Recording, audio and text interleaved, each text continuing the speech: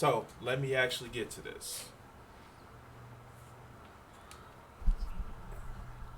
This is me doing a half-ass special, and I actually want to talk about why I'm doing it like this.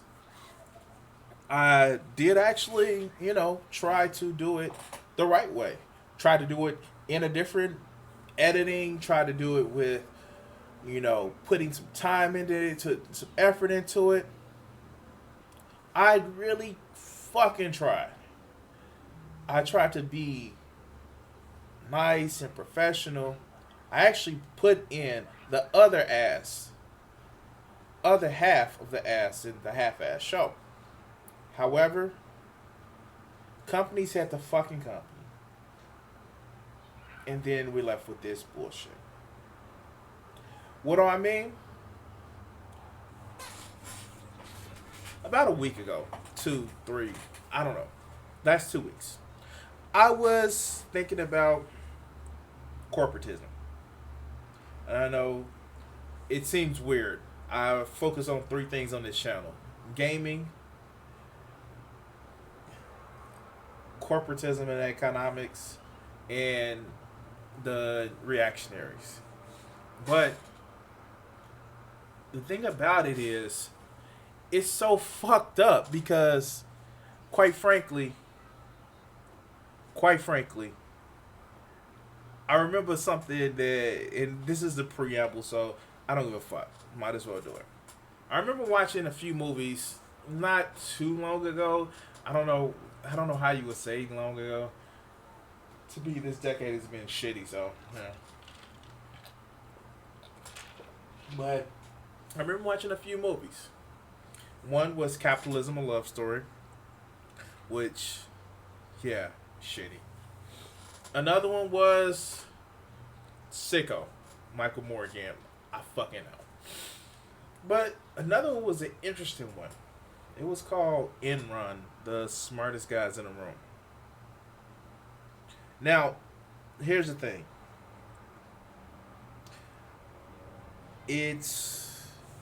I don't know.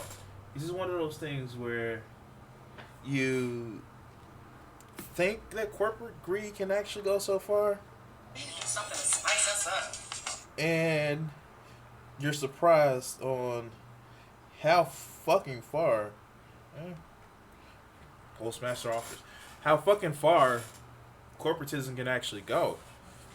And it's fucking unbelievable. It is unbelievable. And, well, in me trying to do this, I bought a DVD for $1 because I was like, shit, I want to watch this movie. I had searched in my YouTube, I had searched in fucking Voodoo, and I was like, $3.99, $9.99, this shit right here, $2.99. I was like, fuck, I really want to do this video, so I want to wait in my payday. Bills got a bill, so I couldn't really buy the movie like I wanted to. So I'm like, fuck it. So Wednesday, I find this fucking movie. I'm like, fuck, I want to watch it. Maybe to make sure my nostalgia didn't actually get clouded. So I fucking get the movie. I watched the motherfucking movie. I didn't watch the movie because I'm kind of pissed off at my job. You know? Because it's just like shit, just like all the shit that's going on in my head, just it's pulling up some parallels. And I even threw out to a couple of people, like, yeah, everything was healthy. Even Enron thought it was healthy. So when I found the movie, I was like, shit. Ching ching. And then I came home today to try to make a fucking edited nice video, and I realized Windows 10 doesn't even come with a fucking DVD player. I have a DVD player on my fucking computer, but it doesn't come with a DVD player. And I'm like, what the fuck is this? Why? I guess this will never be monetized, especially after what I'm going to do. And then I go through it, and I try to get a free video player, and that, because it's free, is shitty, and it does these green flashy things. So I'm like, fuck it, let me look on YouTube again. YouTube, $2.99. Well, I just paid $1 for this shit, and yes, I'm cheap and I'm broke. And if you want to help support me, you can actually help support the channel by going to streamlabs.crimson60620, streamlabs.com/crimson60620, donate to the channel, or just fucking like and subscribe, or follow and share the video. That would help funds, or buy some of my art. All of this shit is in the description. So anyway, long story short, we have it here. I'm going to be playing some Conan because, commentary, half-ass show. Because they forced me to do a half-ass show. So, you guys enjoy the video, and let's go. What's up, guys? You can actually hit my page up at facebook.com/crimson60620, PS4 Gaming, and support my Patreon. Thanks.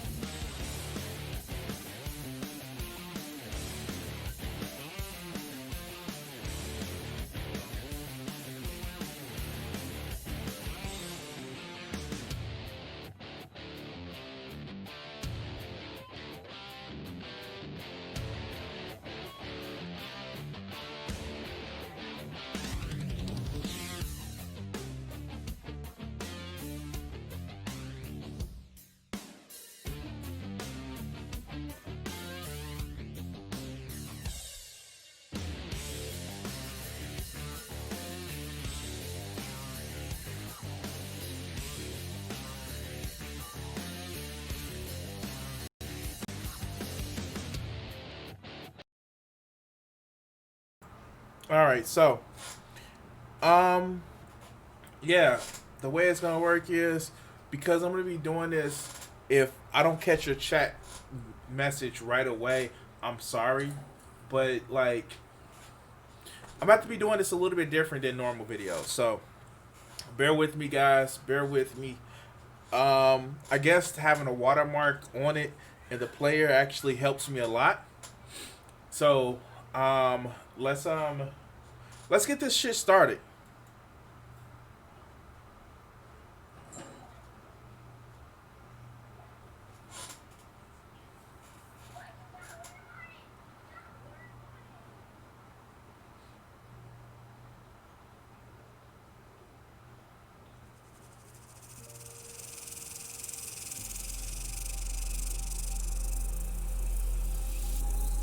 Alright, this is a normal opening. And I'm going to actually be stopping every so often, maybe to like catch some stuff. So, let's get it started. Building in there? What the hell is he building in there? I love the way this guy sounds like the purr from the Eminem video, like, not video, the Eminem interlog. Yeah, Stan, go ahead, Shaggy's. Yeah, like, the fuck? I'm an idiot. And it's just, like, so fucking seedy. And that's okay.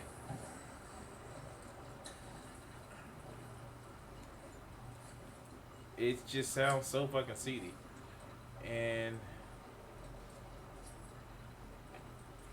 let's just say give it, cause Broken Glass.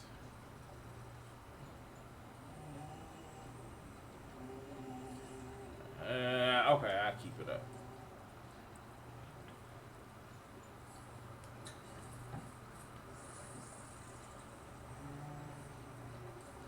Yeah, I got Chrome's Hammer. I'm gonna be just doing some regular shit. So hold on, let me pull this up. Sorry, guys.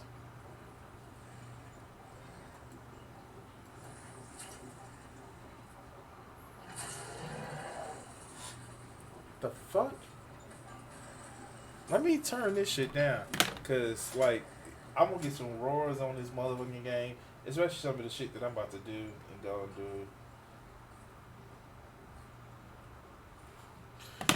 I need to get to level 50, so let's get this shit going. It had taken Enron 16 years to go from about 10 billion of assets to 65 billion of assets. It took them 24 days to go bankrupt. What the hell is he building in this company? So like this is just a preamble, and let me see if I can actually. Nope, can't fast forward it. So this is just a preamble of it, and it actually is talking about just you'll get this it later on in the film, because this is a full feature film. It was originally, ironically, it was originally done by it was originally on CNBC. That's where I first saw it. CNBC, Magnolia Films, NBC Universal, which is kind of like ironic because a lot of companies are rushing headlong into this even right now. Shit. I need 30.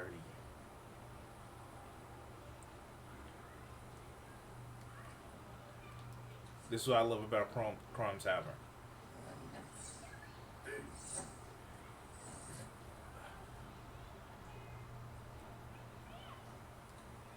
Alright, let's put that up. But let's go. Company collapsed so quickly and so entirely. I mean, it was into bankruptcy within a matter of weeks. It just immediately had all the makings of a gigantic scandal. He's hiding something from the rest of us. The fatal flaw at Enron, if there is one, you say it was pride. But then it was arrogance, intolerance, greed. So many of them were blinded by the money that they didn't see that they were sinking their own lifeboat. So, like, this hasn't changed from corporate culture yet. They're so encased in this whole, there's not encased. Encased is the wrong word. They're so just involved in this thing about we have to make money, but we have to make money, but we have to make money.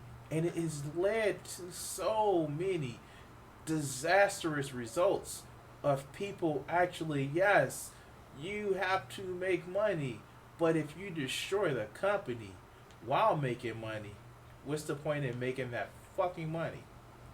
But let's continue. We have a right to know. It just got hungrier and hungrier.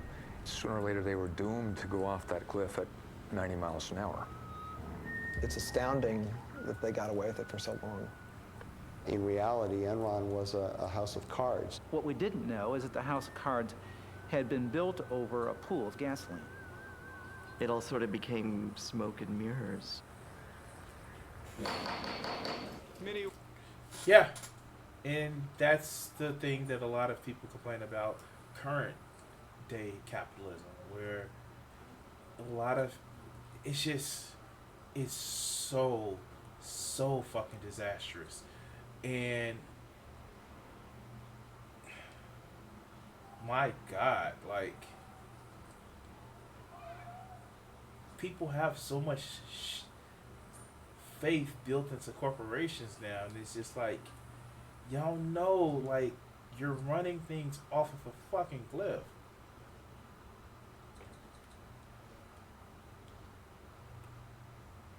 you know you're running things off a cliff, and quite frankly, it's gonna come and bite you in the ass. It's definitely gonna come and bite you in the ass. But people gotta people, right? By the way, I need to actually get a hold of my inventory.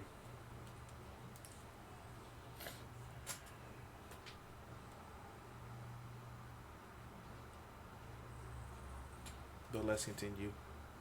Will come to order. This is a case of America's largest corporate bankruptcy.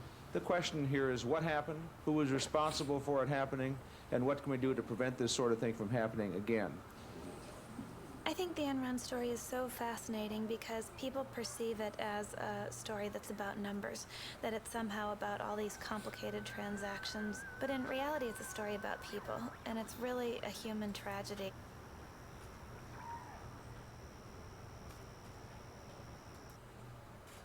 You know, if am I lagging, guys? The video that I'm watching is actually lagging really badly. I hope it's not lagging too bad. But, all we really need is audio.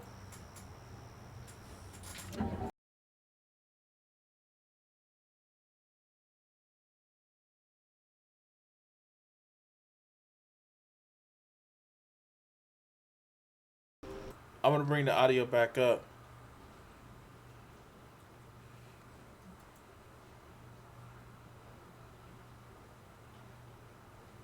Just wait for it to finish.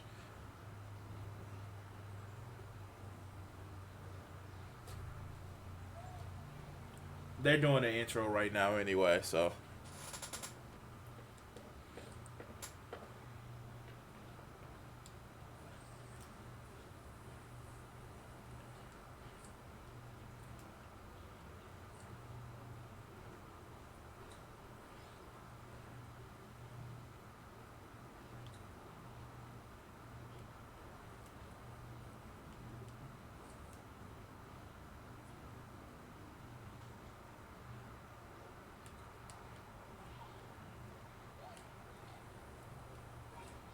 Alright, let's bring the audio back up.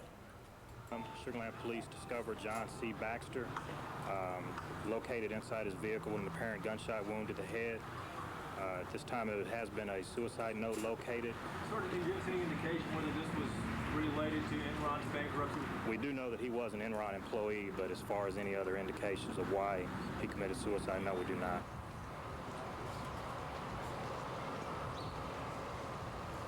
So, while they were going through bankruptcy, and this should have inspired so much faith and stability with investors, while they were going through the criminal complaint, Ken Lay fucking killed himself. And it's sad that we saw somebody lose their life over the acquisition and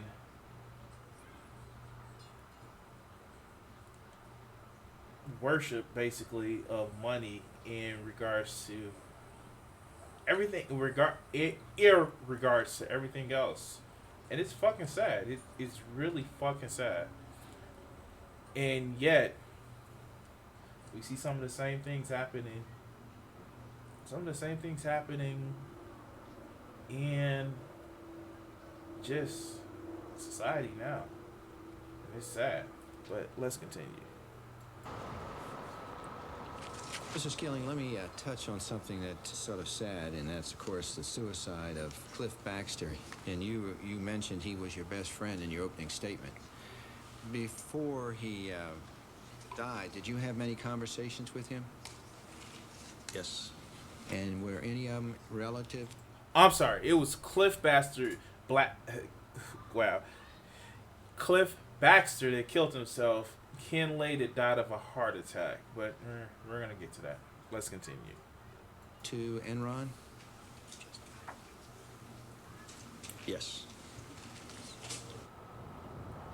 There's no one that knew Cliff toward the end that didn't realize that he was heartbroken by what had happened. And Cliff came over to my house, And he said, they're calling us child molesters. He says that will never wash off. But Mr. Skilling, you don't believe that. I don't believe what?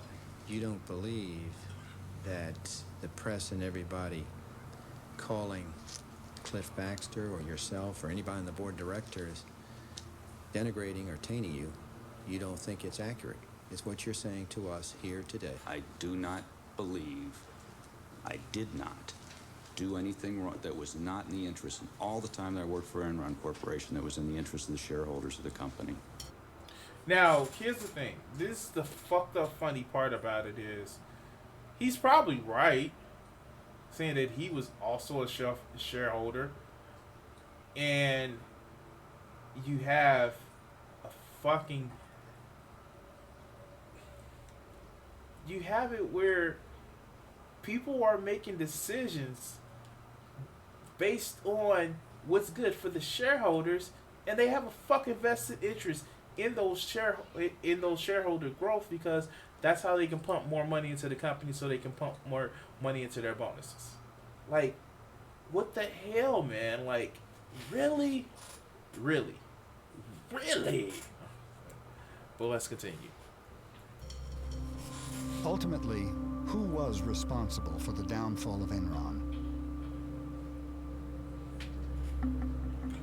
All right, so all of the top executives, that's who was responsible.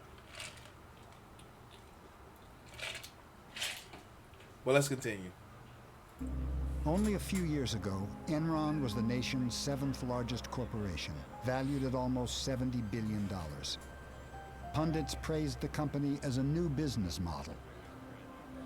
This trading floor was manned by America's best and brightest, charting the futures of energy and power. And high above each with a private staircase, Ken Lay and Jeff Skilling had built their own plush staterooms. They were known as the smartest guys in the room, captains of a ship too powerful to ever go down. Too big to fail, huh? I wonder where we've heard that before. I guess, they were the start of it, obviously. But they were too big to fail. Yeah, how did that all work out? It didn't? Didn't work out well? What? No. What's sad is that it didn't have to be this way. It didn't. For corporate greed and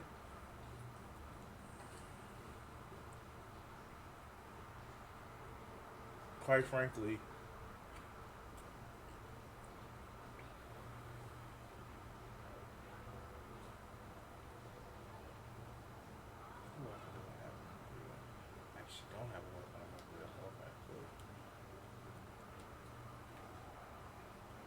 wait, why don't I get this somebody else?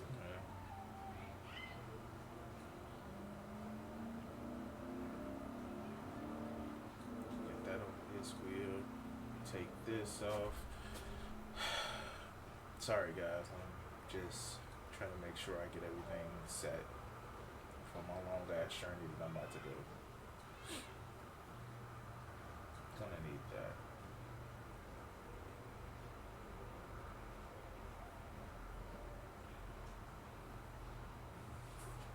Well, let's continue.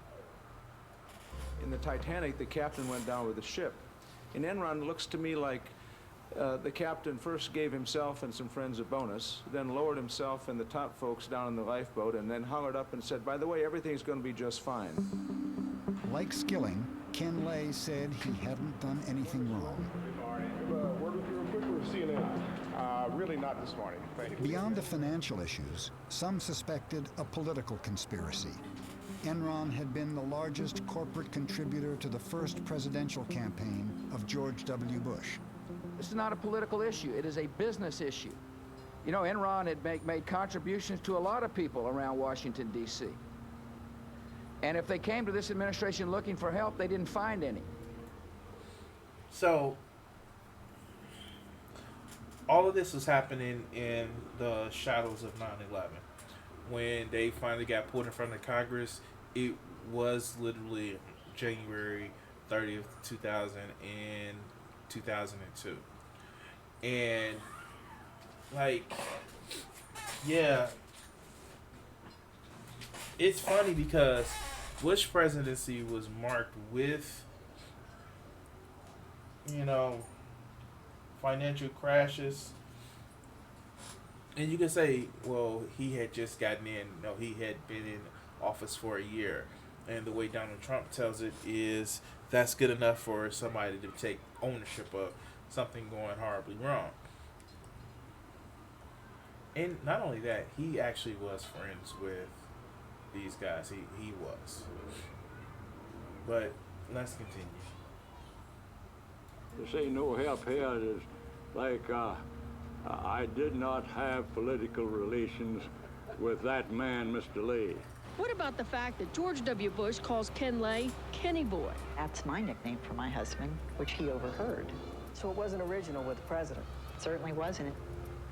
According to published reports, your husband earned about $300 million in compensation and stocks from Enron over the last 4 years. What happened to all that money? It's gone. It's gone. Now, $300 million in stocks in a couple years. I don't know. Jeff Bezos is like $300 million. I don't get out of bed for at least $500 million. I know, being an asshole, and I kind of like Mr. and Mrs. Smith, but yeah, you can actually see that, like, $300 million. I don't get out of bed for less than $500 million. But it was a lot of fucking money. And to the people who lost it all, that was the difference between them having a pension and, well, them not. But let's continue. There's nothing left.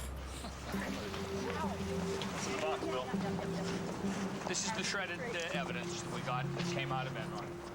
We very quickly determined that the insiders had sold off $1 billion of their stock in the preceding several months. Did you convert stock worth $66 million? I don't know, but I don't. Would that be surprising to you to learn that you did that? No, that would not be surprising. Mr. Fasto got only $30 million in stock proceeds from Enron, but he took another $30 million out with his side deals. I think there was just an immediate sense of outrage at Lay and Skilling and Fastow when people realized how much they had profited and how completely artificial the appearance of this company had been. Like, 66 million, 30 million, like, these numbers are dizzying. The amount of, like, how people moving around like they're throwing around Monopoly money. Like, why the fuck would we allow shit like this? And they weren't working hard. That's the sad part about it. They weren't working hard. They were quite literally making money off of trading money. Oops. Oh, poor little baby. Jump. Anyway, let's go. News of shredding at Enron raised more questions. What answers were lost in the torn documents? 20,000 employees had lost their jobs. $2 billion in pensions and retirement funds had disappeared. Was Enron the work of a few bad men or the dark shadow of the American dream? So, that's... Okay, so when you think about it, $100 billion... excuse me, I'm sorry. They had $1 billion of just wealth gone. $2 billion of pensions and retirement funds just gone like that. Just like that. And well, we know it wasn't like that. After they did the research, we know it wasn't. It was more or less they had been bleeding money for a while. And this is the way that they try to fix it, and they ended up fucking over people. But I'm bearing the lead. Let's continue.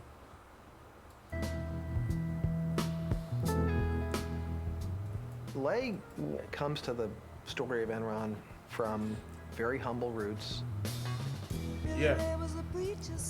My father was a Baptist minister, and he was ordained a Baptist minister while I was very, very young, probably 2-3 years old. Ken Lay was a Baptist preacher's son in a family that had been poor all its life. And he, throughout his life, worked several jobs as a kid. And I'm sorry, it seems like the player is kind of running pretty slow. I may actually reset it, but let's just look at that.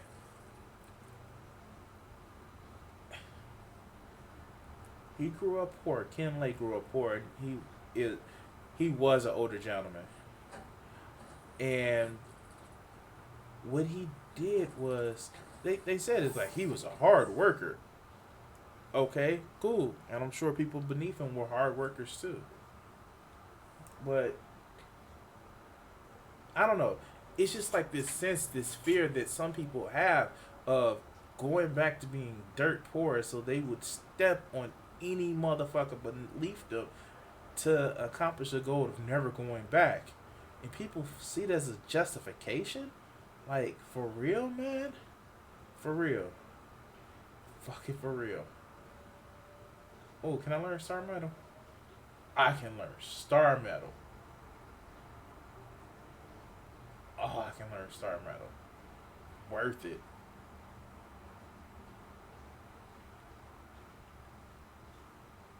Because I can't learn this shit right now. I really need that, and I really need to improve fireball culture. Okay, but let's go. clearly had in mind that things could be better and wanted things to be better and had a huge ambition to make wealth for himself. He told a story later about sitting on a tractor dreaming about the world of business and how different it could be from the way things were for him and his family. So Lay was a PhD in economics, and he became very early on a real apostle for deregulation. He was way ahead of the curve on this. He was thinking about energy markets that would be deregulated, and in particular, a natural gas industry that was shackled by regulation.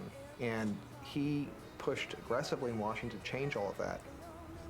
Who could ever reach me? So, Ken Lay, like the Koch brothers around him, was really interested in was actually really interested in deregulation to try to just try to get more, try not to be poor again, and was willing to sacrifice regulations in order to make sure that making money at any possible way you can. The hammer of Chrome is motherfucking strong as fuck.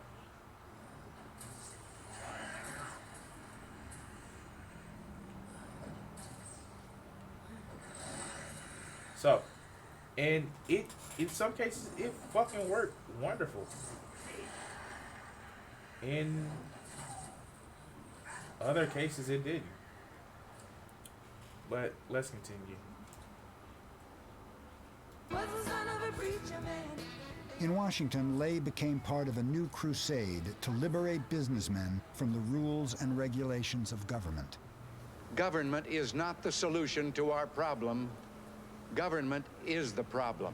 The societies which have achieved the most spectacular, broad-based economic progress in the shortest period of time are not the most tightly controlled, not necessarily the biggest in size, or the wealthiest in natural resources. No, what unites them all is their willingness to believe in the magic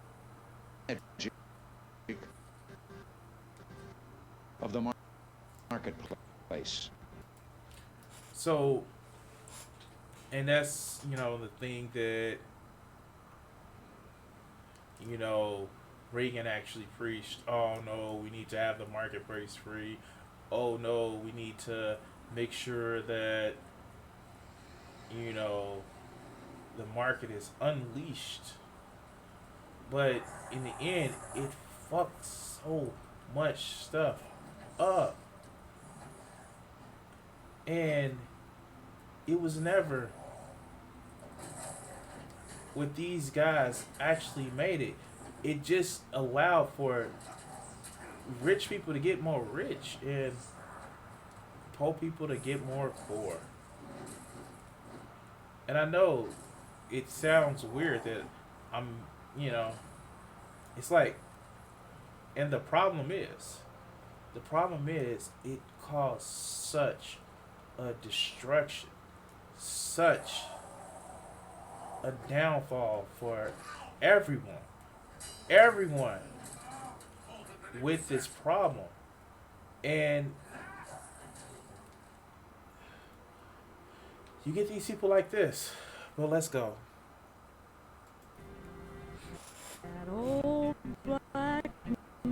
I wish they'd stop playing songs, but I guess they won't. The magic power of deregulation pushed Ken Lay to found Enron in 1985. Through a merger of vast networks of natural gas pipelines, Lay thought Enron would be poised to take advantage of the government's decision to let gas prices float with the currents of the market. Yeah, this is gonna piss me off. So let me go ahead and do this again. Let me bring this back up. Sorry about that, guys. Just trying to make sure. Fuck it, we're not even using the video, so how about I do this?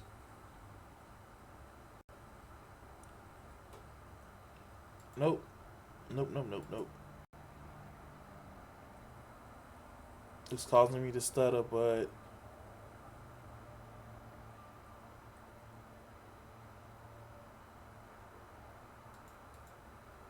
yeah, let's do that. I'm bringing up a new player. Sorry about this, guys.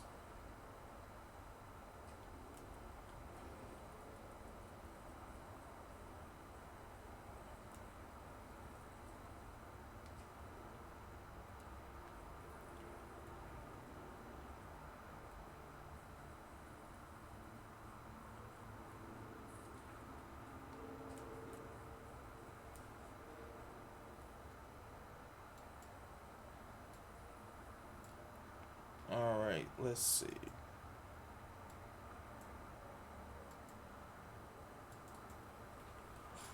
And if it's visually fucked up, then that's fine. Because we're not even watching it for the actual movie, we're listening to it and commentating. So that should be fine.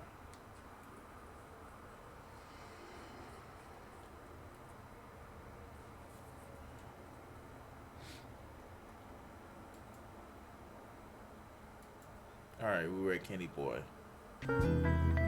Alright, cool. Attorney from Vincent and probably gambling was only two. And he was ordained a Baptist to ever go down. Very humble roots. Alright, there we go. Billy Ray was a preacher's son. My father was a Baptist minister, and he was ordained a Baptist minister while I was very young, probably 2, 3 years old. Ken Lay was a Baptist preacher's son in a family that had been poor all its life. And he, throughout his life, worked several jobs as a kid, and clearly had in mind that things could be better and wanted things to be better and had a huge ambition to make wealth for himself. He told a story later about sitting on a tractor dreaming about the world of business and how different it could be from the way things were for him and his family. Lay was a PhD in economics, and he became very early on a real apostle for deregulation. He was way ahead of the curve on this. He was thinking about energy markets that would be deregulated, and in particular, a natural gas industry that was shackled by regulation. And he pushed aggressively in Washington to change all of that. Who could ever reach me was the son of a preacher man. In Washington, Lay became part of a new crusade to liberate businessmen from the rules and regulations of government. Government is not the solution to our problem. Government is the problem. The societies which have achieved the most spectacular, broad-based economic progress in the shortest period of time are not the most tightly controlled, not necessarily the biggest in size, or the wealthiest in natural resources. No, what unites them all is their willingness to believe in the magic of the marketplace. That old black magic has me in its spell. The magic power of deregulation pushed Ken Lay to found Enron in 1985. Through a merger of vast networks of natural gas pipelines, Lay thought Enron would be poised to take advantage of the government's decision to let gas prices float. So, Lay kind of took... He was, I guess we'll say, ahead of his time, but maybe not so ahead of his time. Maybe more self-fulfilling prophecy. Oh, let's see if he'll kill his ass. Okay, so I'm gonna actually get between him and, cause that's a motherfucking nice ass sword.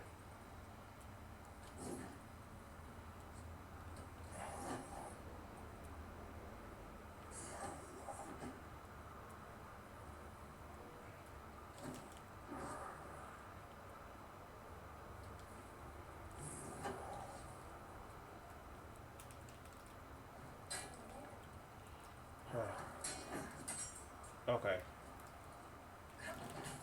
I'll let my Thrall take care of this, but let's continue. The currents of the market. Ken Lay had a view of deregulation from the standpoint of all the money that he thought could be made. Ken Lay wasn't alone. A couple of Texas oilmen shared his views on how to get government out of the energy business. I think they could sort of understand each other. There was no professional courtesy between a sidewinder and a timber rental snipe. Lay was close. So, this is what I was talking about, the video player doing the shit. But oh well. But it was interesting where you get, like, they're comparing this man to a snake, and this is, like, after he's dead. I mean, like, one, I hate the way people are lionized if they did some very destructive shit while they were living. Hate the way they're lionized. I think it comes from, and this is just a side thing, I think it comes from everyone's fear of death, where they feel that you always have to speak well of the dead. I pray I never will fall victim to that, where it's like, oh, he was just such a great visionary. Like, no, recognize my fault, but, you know, I am that crazy son of a bitch, you know. Oh, my fucking God. Like, this is awesome. But let's continue. Closer to the father. But while he was governor of Texas, George W. Bush was only too happy to make phone calls for Ken Lay. This absolutely has no precedent. This is by far and away the most important major relationship of a presidential family with a single corporation in American history. When Rich Kinder, one of Enron's executives, left the company, Lay arranged for a video Valentine. Rich, I've been asked to think of one thing I could say to you on your departure from Enron, and it'd be this. Don't leave Texas. Well, Rich, you have been fantastic to the Bush family. I don't think anybody did more than you did to support George. And of course, at this stage in my life, and Barbara's too, that's what really matters, your family. So, like, God damn it. How did you get so powerful that you get the Texas governor and the motherfucking former president to okay a fucking going away video for your ass. Well, let's continue. Your friends. Early on, George Bush Sr. helped secure billions in government subsidies for Enron International, and he helped promote Lay as deregulation's ambassador at large. Enron is a company that deals with everyone with absolute integrity. We want people to leave a transaction with Enron thinking that they've been dealt with in the highest possible way as far as integrity and truthfulness. He always wrapped himself in the cloak of moral rectitude. But there was one episode early on that raised questions about whether he was actually walking the walk. This was the Enron oil scandal, also known as the Valhalla scandal. While you were at Arthur Andersen, were you involved in an investigation at a company called Enron Oil? Yes, I was. The issue with the company in 1987 involved the misappropriation of monies by two traders.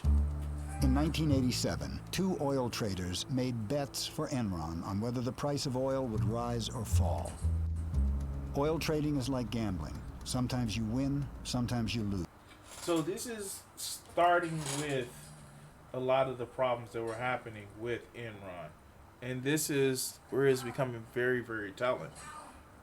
So let's see how this works out.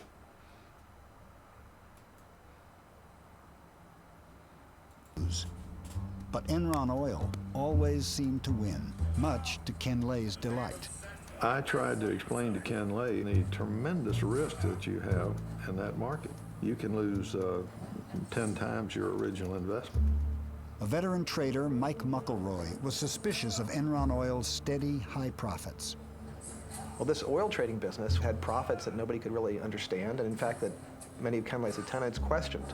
They said this business can't be making this much money legitimately. Something weird is going on.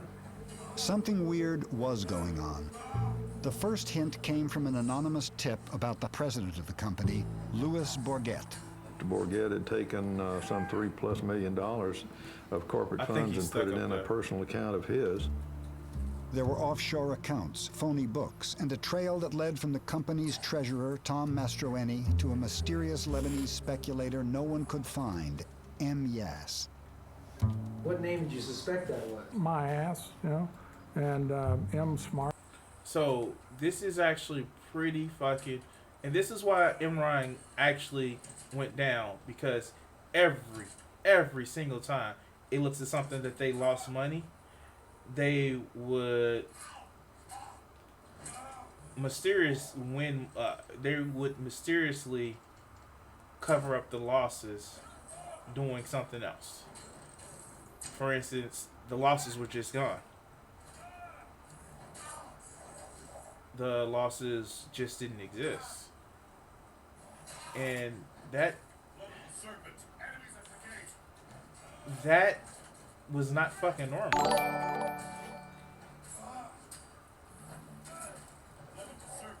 Thank you, Jeffrey. Thank you. But let's continue. I said, that's Maxwell Smart. I mean, these guys are playing games. Bourget and Mastroeni were summoned to Houston. First, they presented falsified bank records to Enron. Then they admitted they had diverted company profits to personal accounts. It was brought to the attention of the Enron board. Auditors were brought in as well to look at the whole thing. At the board meeting, the auditors told Lay that Bourget and his traders were manipulating earnings, destroying daily trading records, and probably gambling way beyond their limits. The next day, we found out that Lay's decision was and basically changed nothing as far as the operation's concerned. And the reason he gave was that this was the only part of the combined company that was making any money, and that he could not, kill the golden goose. The traders weren't fired or even disciplined. Instead, Enron sent a telex to Bourget. Please keep making us millions. Instead of reducing Enron's risk, Lay encouraged his traders to gamble more. But then, their luck changed. 2 months later, I got this panic call that they had drawn down $90 million in the previous 5 days. What we could do is just try to find out what kind of gorilla we had loose up there. McElroy hopped on the next plane to New York. He knew. So this is fucking it, like, and this was the crack in the fucking barrel. Hold on, guys. Hold on.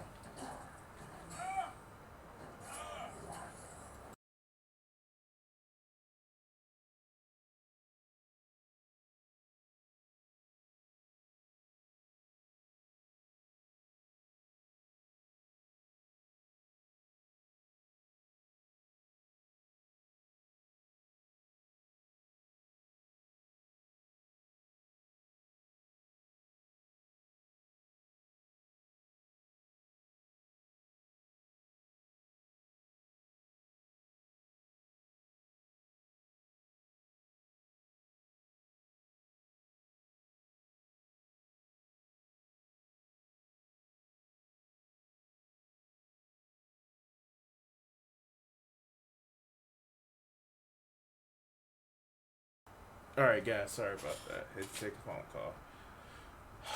Don't want this. This is a.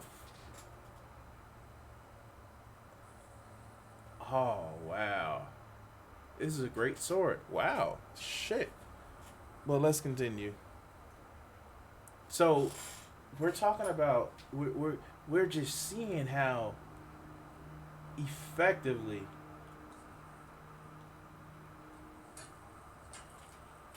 they want fucking putrid meat. How Enron just flat out just this is how we make our money.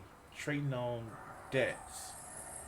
Trading on the fact that these people,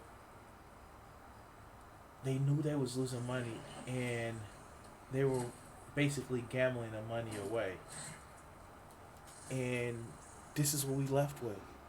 But let's continue. Mastroeni had another set of books, and he would do whatever it took to get them.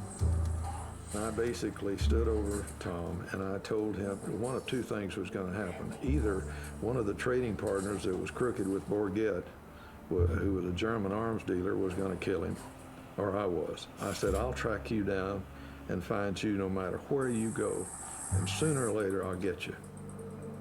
The next day, Mastroeni came in with the real books. The traders had gambled away all of Enron's reserves. By acting fast, McElroy bluffed the market and managed to save the company. After Valhalla, Ken Lay maintained that he had been shocked that the traders had gambled so recklessly. But Ken Lay had known all along about the risks that were taken. He had seen the reports warning him about the traders' behavior. Since the fall of Enron, Ken Lay has said he can't be responsible for things he didn't know about. Sounds like what he said about Valhalla. Do you believe that he didn't know? I can answer only for one. I can answer for Valhalla because Ken Lay did in fact know about this thing because I had told him myself. The auditors adamantly told me. Wow, so you get Ken Lay actually essentially playing dumb. I didn't know. Closing his eyes and just wishing that, no, I didn't know. It wasn't me. I wasn't my fault. And yet he encouraged the shit. He was told by his people that, hey, they're doing this shit and it's going to cause a problem. And yet, well, wasn't my fault. Didn't know. But let's continue. Mr. Ken Lay that the two rogue traders should be fired. Lay read the report and he read his budget and estimated how much the two rogue executives made, and if they were fired, what he could lose. My conclusion was that this guy is a guy who puts earnings before scruples rather than reacting to the dishonesty right in front of him. Mastroeni received a suspended sentence. Bourget was convicted of fraud and spent 1 year in jail. With his biggest moneymaker now behind bars, Ken Lay had a problem. Who could he find to make money for Enron? Every year, every day, every week, you have to come up with new ideas. So,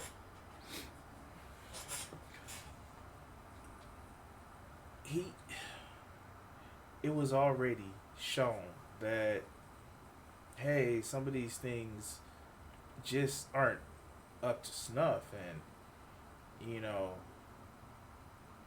maybe we shouldn't be doing this shit. And well, Fuse Pike, Waymaker, okay. Oh shit, World Working Blades. Shit. Okay, yeah, that was a thing.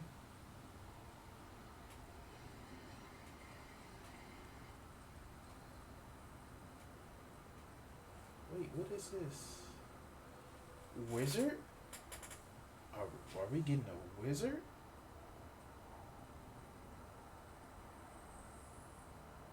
I don't know. So, how do we do this? How do we get to this place where you had one scare and you figured, oh, we made it. We just barely made it. How do we get to we're going to be making all of this. We're going to make this a company business model. Well, let's introduce Jeffrey Skillet.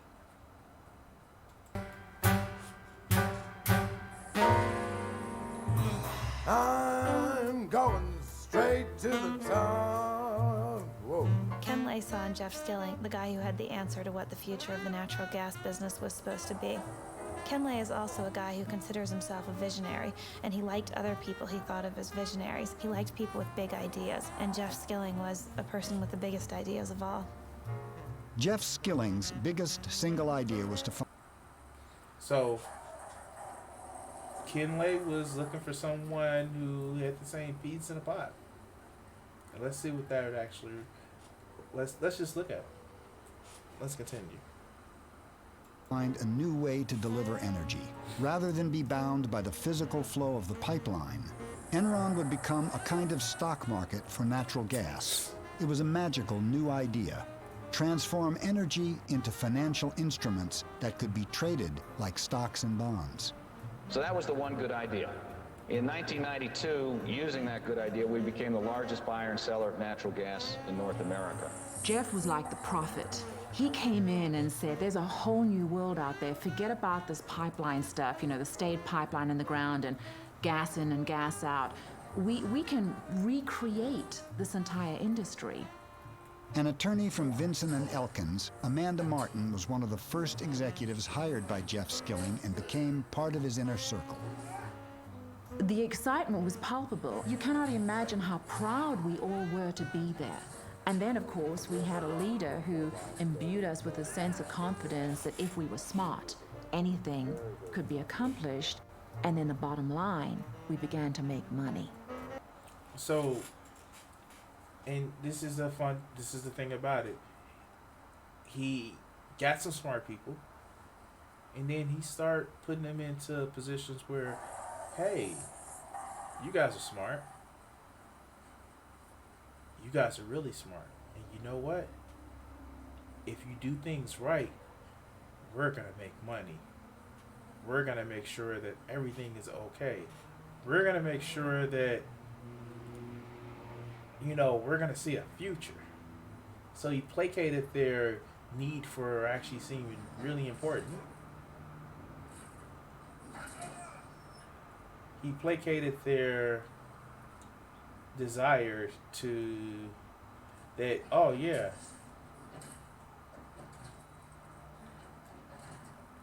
that you're good, you're great.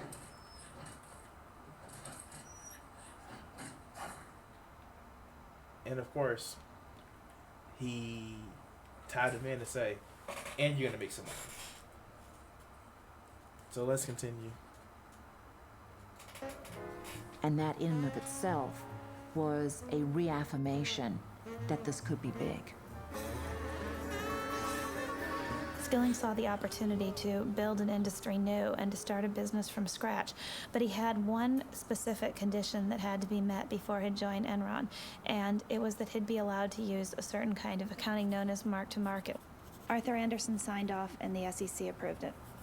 I remember walking in and going, what's going on? And Causey and everybody, I mean, everyone was so excited, and in came the champagne, and we'd got mark-to-market accounting treatment. And I often think about how clear my memory was about. So, mark-to-market. Now, this is actually pretty... This is a key point. This is a key point because this is where you see all the things that happened with Valhalla that they just mentioned go into overdrive. This is where you see those speculations, if you will, and how it affects a lot of different things. And it's not fucking pretty. It's not pretty at all.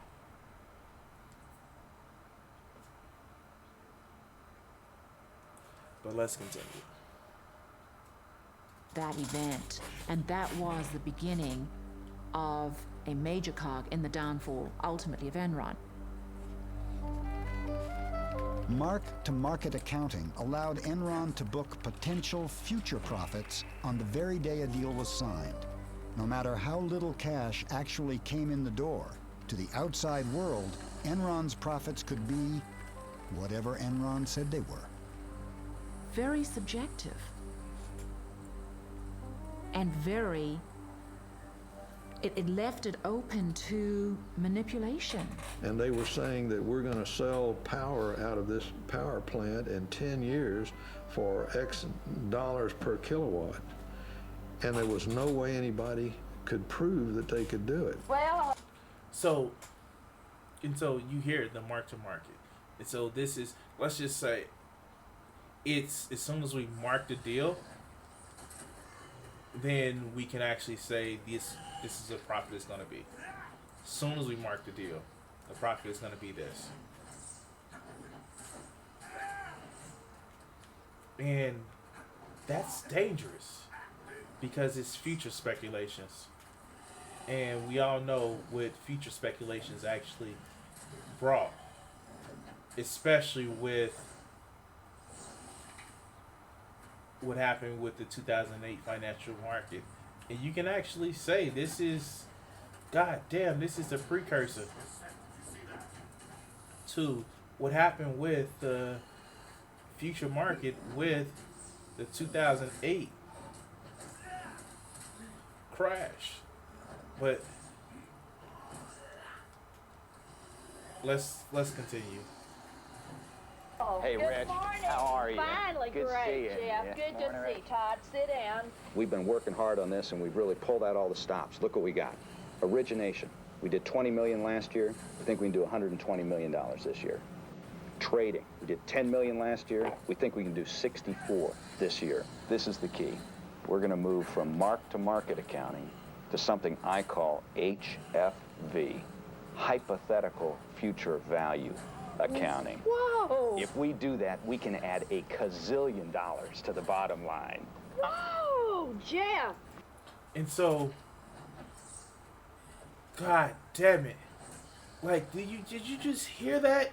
It sounds as if they sound as if it's almost a joke. But this is serious. They literally thought this way. They literally thought, says, hey, because we have mark-to-market, let's have this speculation that profits and growth would always go up. I wonder where we've heard that before. But let's continue.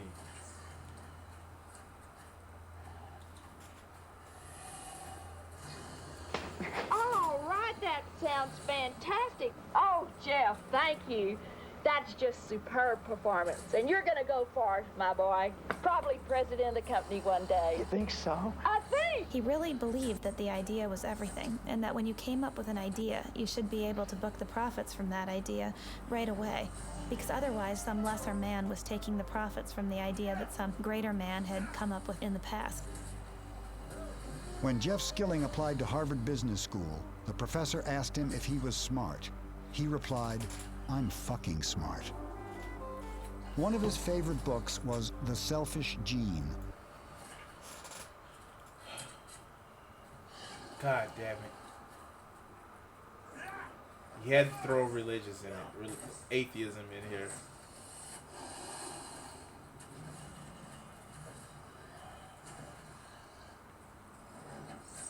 But this is fucking, it's sad, like, for real. Where people actually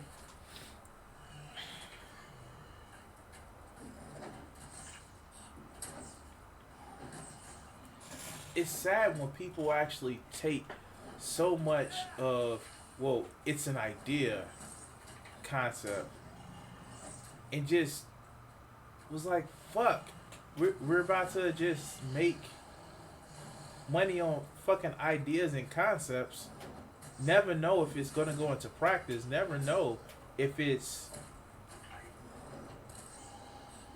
would ever, I don't know, work, if it would actually go into effect. Oh God, I love this. I got this motherfucker. Oh, he's fucking awesome.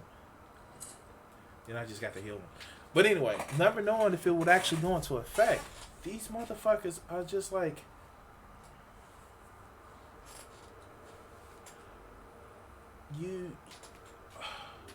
it's just horrible how they think money is they think both at the same time money is no object and money is the only object. But let's continue. About the ways human nature is steered by greed and competition in the service of passing on our genes. At Enron, Skilling wanted to set free the basic instincts of survival of the fittest. Jeff had a very Darwinian view of how the world worked. He was famous for saying once in Enron's early years that money was the only thing that motivated people.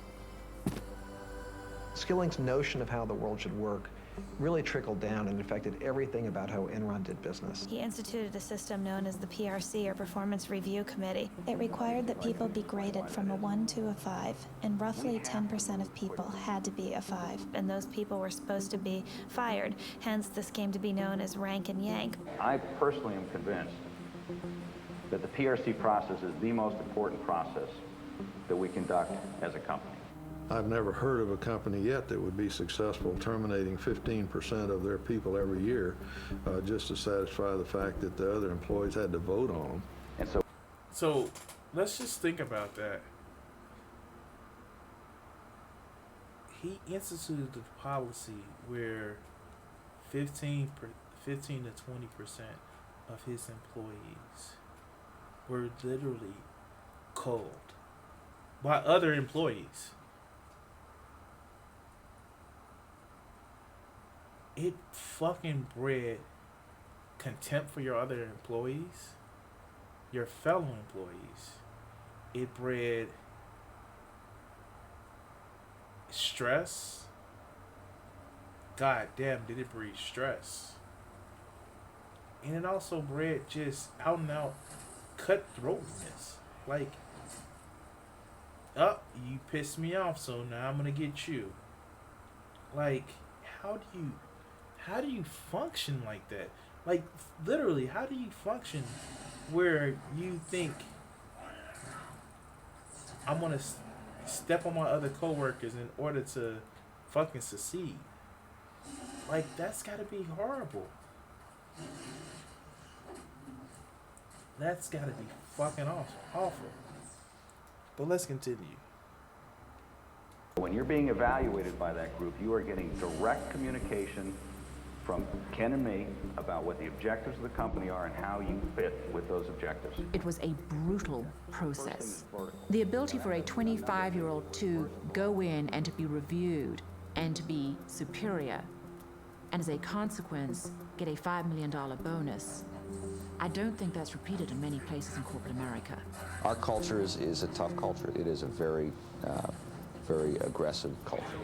8 million on new deals. At Enron, no one was more aggressive than the traders. You're going to make 17 million. If I'm on the way to my boss's office to argue about my compensation, and if I step on somebody's throat on the way, that doubles it, well, I'll stomp on the guy's throat.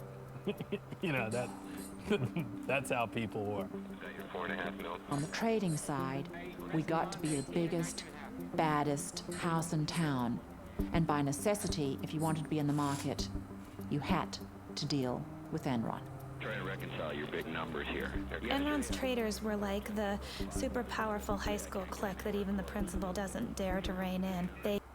So, and this is one of the reasons why I remember this fucking movie, because of the joke with about the traders. But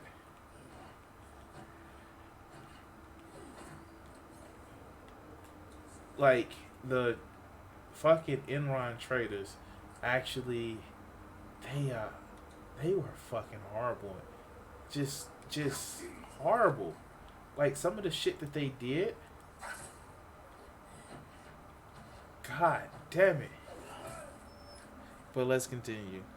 It had become the major engine of at least reported profits at the company. They took Jeff Skilling and Ken Lay's belief in free markets and turned it into an ideology. But they pitch it almost as a new economic religion. Enron Online will change the markets for many, many commodities. It is creating an open, transparent marketplace that replaces the dark, blind system that existed. It is real simple. You turn on your computer, and it's right there. That's our vision. We're trying to change the world.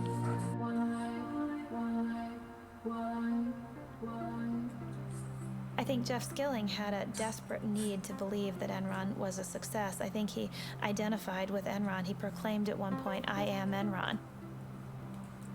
The other thing about people at Enron is a lot of... So, this is like, all right, so how do I put this? How do I start?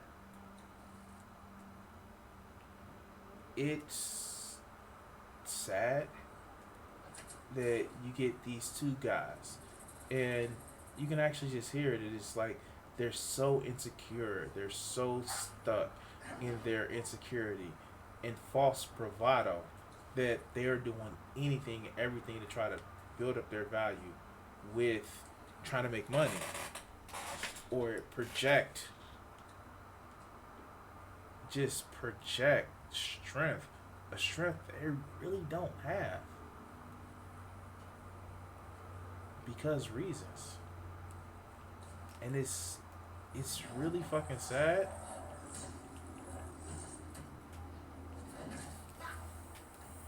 It's really fucking sad because if they would have done it the right way, no, the growth may not have been there as much as they wanted it, as quickly as they wanted it. But the company could have still been around. People still could have had their homes, their pensions, their livelihood. No, but because they had to profit, well then, look what happened. But let's continue. A lot of them were former nerds, and including Jeff Skilling. He had been paunchy, he had big glasses, he losing his hair, and Jeff Skilling one day kind of woke up and decided to change himself. And he started working out, lost a lot of weight, but he really did remake himself through sheer will and force of personality. When Jeff got LASIK on his eyes, everybody at Enron got LASIK, so nobody was wearing glasses. I think Jeff Skilling is really a tragic figure in a classic sense of the word. He's a guy that people describe as incandescently brilliant, but he's also a guy who is radically different than he at times portrays himself. He's portrayed himself as somebody who has very tightly monitored risk. In reality, he's a gambler. He gambled away huge sums of money before he was 20 years old by making wild bets on the market. So Jeff Skilling, risk was glamorous. He was a huge risk taker. He actually talked about wanting to go on trips that were so perilous that someone could actually die.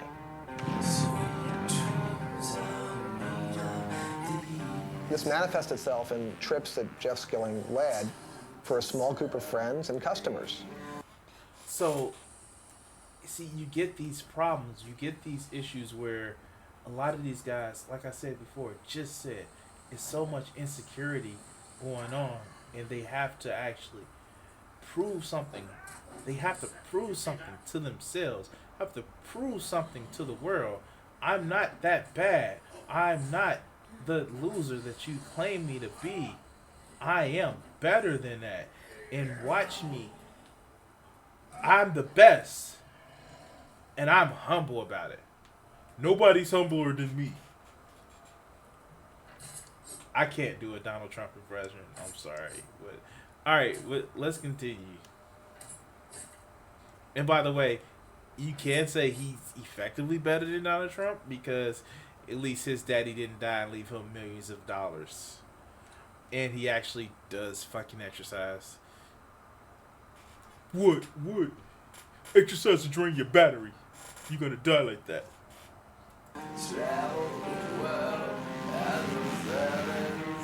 A core cadre of Enron guys used to go on these wild adventures. Andy Fastow would go, Ken Rice would go. The trips were legend. You know, we can sit and think about what strange insecurities they were trying to overcome, but it made them feel good as men. And they took a particularly memorable trip to the Baja, 1,200 miles in very rugged terrain in Mexico. This is a trip where people crash bikes. Ken Rice was on the trip and he busted a lip and required a bunch of stitches.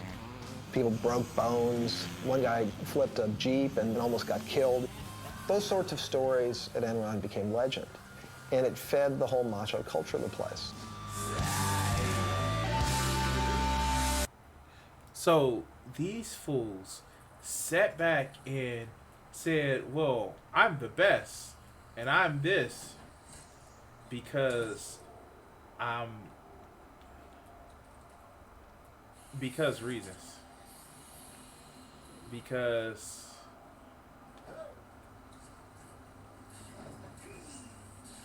I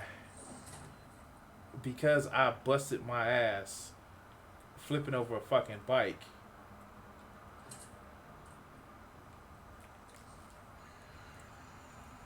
I'm macho. Let's see if this works. Oh shit, it works. Oh, it works.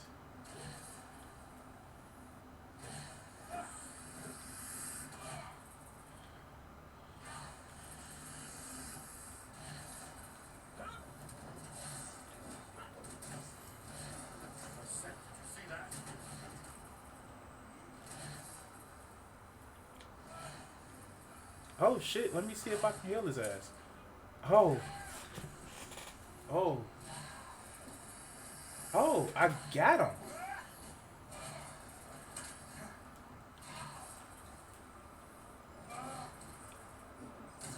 I'm gaining a lot of fucking corruption, but let's continue.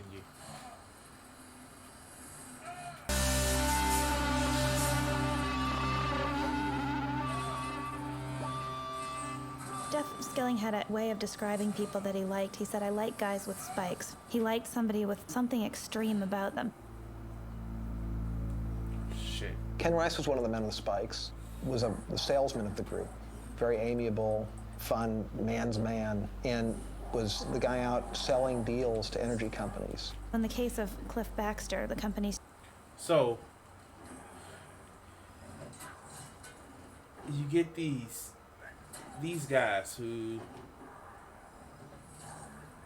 God damn it, I understand why incels actually think that making money and being rich would actually make something better of them, but I don't get it. Like, they turned to, like, they were still shit persons no matter how they looked. Like, these guys were still shit people. I don't get it. Like, I don't fucking get it. Like, I don't know. I need to get rid of this corruption quickly. Oh shit, I don't have anything to get rid of corruption. Alright, come on. Going back. Well, let's continue. chief deal maker. He was extraordinarily talented at just doing a deal, but he was a manic depressive. Baxter was a very bright guy, very blunt, would tell Skilling whatever he thought, was closest to Skilling personally than anyone else at the company. There was a guy named Lou Pye, who was a key Skilling lieutenant, helped build the trading business in the early years, went on to run Enron's doomed effort called Enron Energy Services. What was the job of EES as you ran it? It was to sell energy services to end users, industrial end users. Lou Pye is the guy that Skilling tapped to run the EES business because this was so important to the company and to Skilling's future. He called Lou Pye my ICBM. And Lou Pye dispatched his enemies with incredible skill. And if that meant leaving bodies behind him, Skilling was certainly fine about that. Not feeling anything. Lou Pye was... So this is interesting. Where you get these guys surrounded. I mean, like, not only you usually get them surrounding themselves by yes men. Yeah, and that does work to an extent. But they start surrounding themselves with people who thought like they did. The cruel bastards. The ones that says, we're going to make money at no matter what costs. And the shit was detrimental. But let's continue. He's kind of a mysterious figure. He's kind of like the invisible CEO. For a while, he was located on the 7th floor. And there was this long office, and it was all glass and closed. And you would walk by there, and it was just almost all the time it was empty. Details didn't interest Lou Pye. Only two things seemed to motivate Pye: money and a peculiar fascination with strippers. For Pye, it was all about the numbers. Money and strippers. Hey, I can't say that I'm mad about his passion for strippers. Shit, I'm passionate about strippers too. Shit, more strippers. And yeah, fuck it. I like strippers. I think that that's a wonderful fucking profession. And if you don't like strippers, whatever flavor, men, women, or other, then you're a prude. And I don't like prudes, but strippers are fun. Hey, if you want to have a stripper, you have a stripper. Stop demonizing sex workers. Like, shit. Like, fuck. Decriminalize sex work. Now that I've lost almost all of my audience, but yeah, seriously, they didn't have to bring that up. He liked money and strippers. Like, oh, come on now. Sex isn't bad, and sex workers are still just workers. They deserve rights, privilege, and respect. Well, let's continue. He was Really? there every night after work, and he usually brought some of the traders along with him. He spent quite a lot of money there as well, much of it charged to the Enron expense accounts. There were rumors that he brought strippers up to the trading floor. Now, see, that's where it's a problem. When you're using the money, embezzling the money. That's where it's a problem. If you want to say that, yeah, problem right there, dog. Shouldn't be doing that. You shouldn't be bringing strippers to the trading floor, and you should definitely not be using you shouldn't use the company's accounts to pay for your entertainment. Now, I can't even give you, if you're using it to entertain clients. Like, no, I still couldn't give you that. Like, for real. But let's continue. Almost everyone knew the story. The story is that because he's kind of a mild, soft-spoken, almost meek individual, that maybe the strippers didn't even believe he was the CEO. So he took him up to his office, and I guess they put on a little show for him there. One night he was at a club, and one of the guys... Okay, so, like, why are they focusing so much on this man's, like, pastime? Like, if he was being improper with it, yeah, like, come on, guys. Like, no. And I don't want to seem like I'm defending him because, well, you just like strippers. No, like, fuck. Don't bring work home with you. And if you bring work home with you, don't bring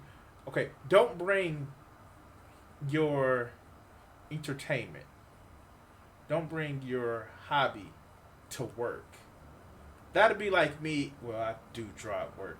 That'd be like me I do fucking paint at work. That would be like me bringing my love of porn to work. Now, I don't do that. Yeah, I don't do that. But let's continue. Said, Lou, all the rest of us are single. We don't have any problem, but how do you keep your wife from smelling the stripper's perfume on you? And Lou said, oh, I've got a secret. Said I stop in at a gas station on the way home, and I spill a little gasoline on myself, and it kills the scent. So the other guy shot back, said, but Lou, doesn't your wife then think you're fucking the gas station attendant? In the context of Lou Pie, everyone was horrified that Paul fell over the table, because Lou Pie was not a man to trifle with. 2 days later, the guy who told the joke, as Enron legend has it, was dispatched to Calgary, Canada. That's fucked up. Wow, that's fucked up. Like, he literally told a joke, and this is just like that insecure ass, bullying ass shit. Like, somebody jokes about, how you're doing something that, is socially improper, and this is like the late 80s, early 90s, and so it still had that cultural context of maybe we shouldn't be doing this shit. So,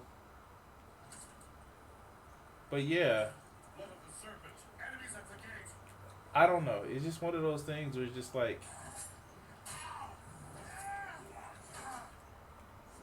I don't know. Like, and then you send a guy to fucking the middle of nowhere, Canada, because he pisses you off. Let's continue. I lost all interest in running EES as soon as the numbers got high enough. I netted approximately $100 million. I don't know if that number's accurate, plus or minus 20 million. And he actually left Enron with more money than anybody, $250 million, because he sold all his stock in Enron after he got a divorce from his wife in order to marry his stripper girlfriend who had had his child. Damn! God damn it. He got out. He was like, fuck it. Fuck it, I'm gone. And at least he played. Damn it, I still can't give him that. Like, dude, come on now. I don't know. Maybe it's just me. Would I fall for somebody I would do a podcast with? Because, we be vibing after a podcast, get into an argument, and then all of a sudden we're arguing. I don't know. But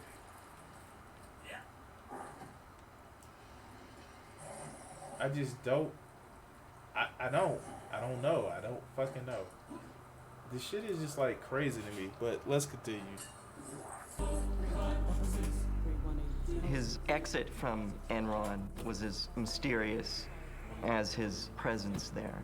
Just sort of one day, we all learned that Lou Pie was no longer the CEO of EES. Though Lou Pie flew away from Enron with $250 million, damn! The divisions he left behind lost a total of nearly $1 billion. But Enron managed to disguise that fact. Lou Pie became the second largest landowner in Colorado. It was the number. It was always making those numbers and looking, it was, to me, the real myth. So he got in, got out. Probably didn't pull out. But still, he got in, he got out. I'm sorry. I had to. And ended up making his money. He was like, fuck it. I'm gone. I'm out. I'm out this. I'm rich. And he was like, fuck it. I'm gone. I'm not going to play this game with you guys anymore. I got my stripper girlfriend. who is now my stripper wife and has my executive kid and executive half executive, half stripper kid, and like, no, I'm out. Done. I'm gone. Dunzo. This is me saying peace. And he was out. I guess he works for him. But let's continue. Mythology is high school mythology, that, you know, you wanted to be the most popular guy on Wall Street and you were going to do whatever you had to do to stay there. And Jeff understood those rules better than I think anyone else.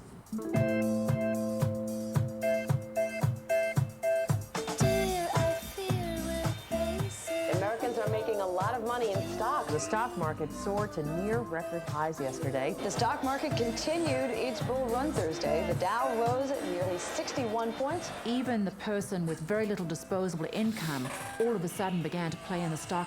So this is before the stock bubble crash, the tech bubble crash. Everybody was making money and crazy money off of stocks. And that was, I mean, like, if I'm 37, I barely remember it because it was around a time where it was just like in the 90s with Bill Clinton. I didn't pay attention that much to news. I was following a little bit, but you can actually see, like, wow, it was just crazy. But let's let them keep going. Market, because nobody could fail, because stock prices were just going up and up and up. Another day, another record. And the internet and technology stocks just going wild. Gained more than 100 points to close at 7,895.81, the highest finish ever. It was a time where we had the biggest bull market in the history of the world. Ken Lay was right there acting as a cheerleader. And this is the fucking part about it. It's like, stock market always goes up. Stock market always goes up until it doesn't. And people forget about this shit. And it's almost as if we're going through it right now.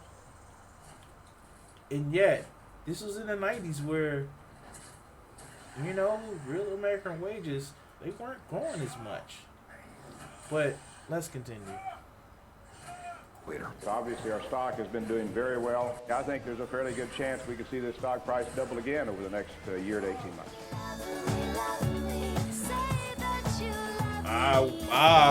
Come on. I gotta talk over this part. If I don't, they'll get me. Enron mounted a campaign to capture the hearts and minds of stock analysts. The natural gas stocks include Enron. We're never satisfied, and I don't want us to ever be satisfied. This is kind of like eerily, like, just, it's just, I'm sensitive to, like, energy prices. Let's just say fossil fuel energy prices, but this isn't.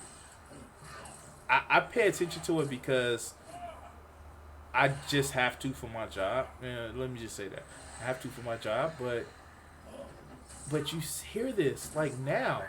Well, fossil fuels are coal is bad. Let's go to natural gas, and you see this shit like, what the hell? Do people actually believe in it? I don't know, but let's continue. Price, it should always be higher. Enron posted a 30% jump in second quarter profits as web-based trading boosted its wholesale energy business. The game was played on Wall Street in such an established way throughout the 1990s. As long as a company met or exceeded the analyst projections for quarterly earnings per share, the stock went higher. The game was called pump and dump. Top execs would push the stock price up and then cash in their multi-million-dollar options. People at Enron got paid in large part through stock. Everyone had a huge stake in seeing the stock price go up. And it was driven. And again, this is some of the shit that's happening still now. Getting paid mostly from stock. Getting paid mostly from stock purchases. I mean, like, let's be honest. Jeff Bezos is not he's rich because of stock options, because he owns so much stock in the company. That's why he has so much fucking money. That's why you see so many of these companies, CEOs look to actually get stock instead of just straight compensation. Because they push the value of these companies up. They push, hey, my company has this value, my company has that value. And that's how they're making their money. And it's fucking sad because what's ended up happening is so many people are falling for this shit that, you know, look at the recent tax cut. The recent tax cut, people, instead of giving the money back to employees, what happened? What happened? It was for the company to buy back the stocks. Where the fuck did they just go?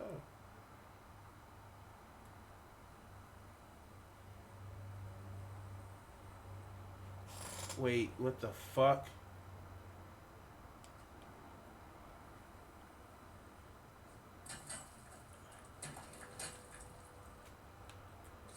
Where did that... I stopped and killed his ass for a reason. Oh, there it goes. Shit. I was about to trip. But yeah, it was all this corporate buyback of stocks, and it wasn't fucking fun. It wasn't fun at all. And you get these people, and it's just like, holy fucking God. We're seeing this shit today, and people weren't acting as if a crash isn't coming. There is a fucking crash coming, and we need to fucking be prepared. But you know what? It has gotten so bad where you get people don't have the savings like they used to, and people are living on credit. But stock market has to go up. Companies have to profit. But let's continue. Very clearly by the profits every single quarter. They're exceedingly conscious of that. Skilling was, and everyone else in the company was. They posted the stock price in the elevator. You were surrounded by the health of the company. What's the stock price doing? We were consumed by it. I wish they stopped playing this music. Was fixated on its stock price and fixated on a massive public relations campaign to convince the investment community that they were new, different, innovative, almost heralding a new era of corporate enterprise. Okay, so this is actually it's pretty upsetting because companies still do this shit, and I know I sound like a broken record when I keep saying it, but they haven't learned that it's detrimental to the health of everybody. And everybody's making the same bet. It's good, it's good, it's good, it's good, it's good, it's good. Till it's not anymore. And, you know,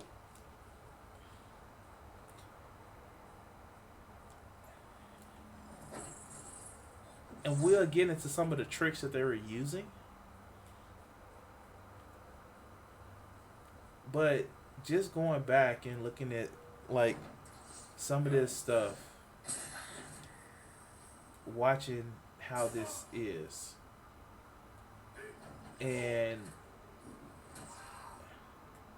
just seeing some of the tricks that are used, they're still being used.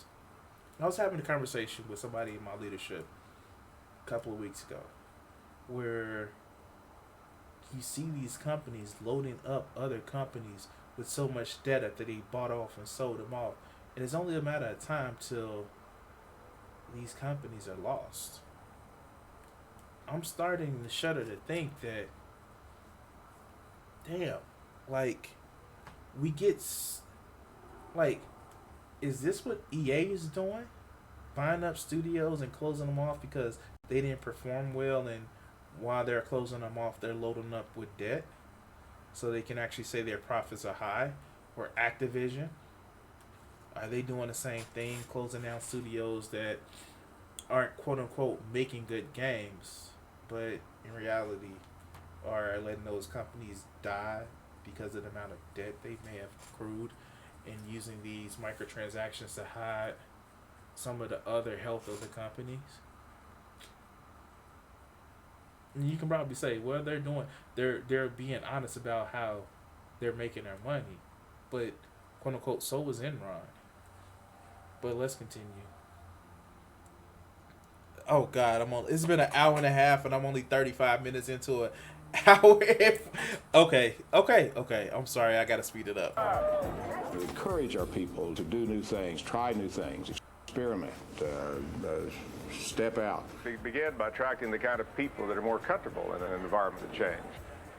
You know, when you work for Enron, you're going to see the newest thinking. You're going to see the newest markets opening up. Enron Online.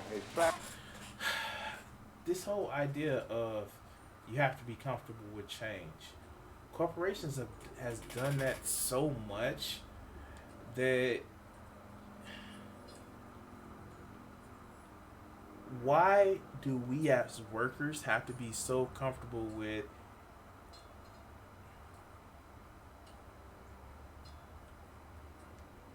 good shit? Wait, for real? For real? Oh, fucking for real? I just got another armor piece.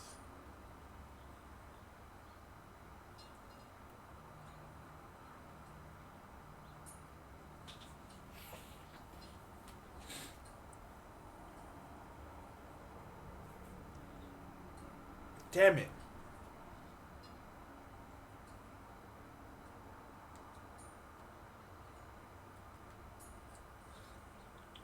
God damn it. That's some good shit. But let's continue.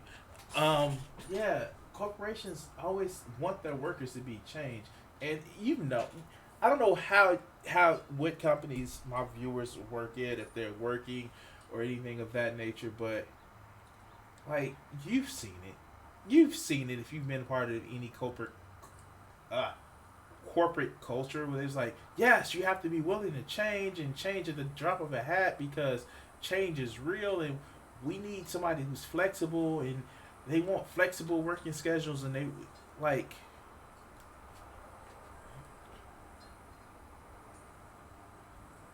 all this change seems to only exist for one thing: to change my work into your profit. You can actually see it. And, you know, I bragged on him about like talking about lay pies, or I don't know what the guy's name is. I'm horrible with names. It's dangerous. It's fucking dangerous that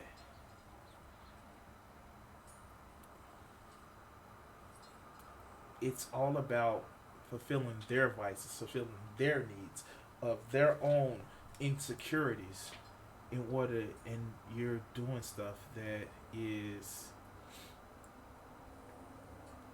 detrimental to you or detrimental to the company that you're working for, because these people believe themselves so great and so integral that they are the company. But let's continue. Fabulous story. Probably put on. They were so good at their acting that they convinced corporate America that they were smarter than anyone else. Alan, with our sincere thanks and admiration, we are pleased and indeed honored to award you the Enron Prize for Distinguished Public Service. Hold on, guys. I'll be right back. I gotta go pee. Be right back.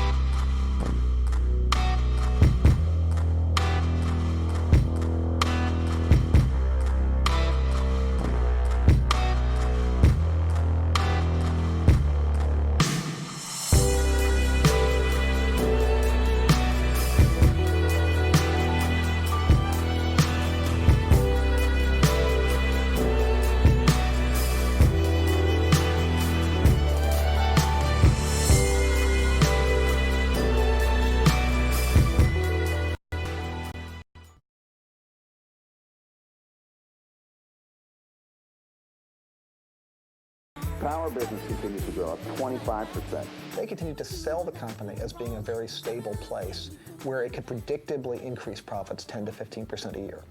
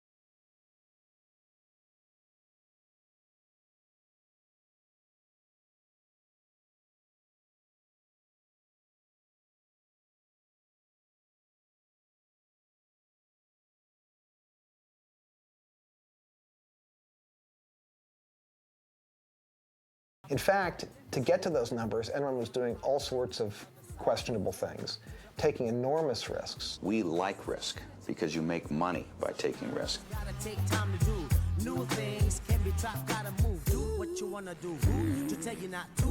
By all accounts, Enron was soaring.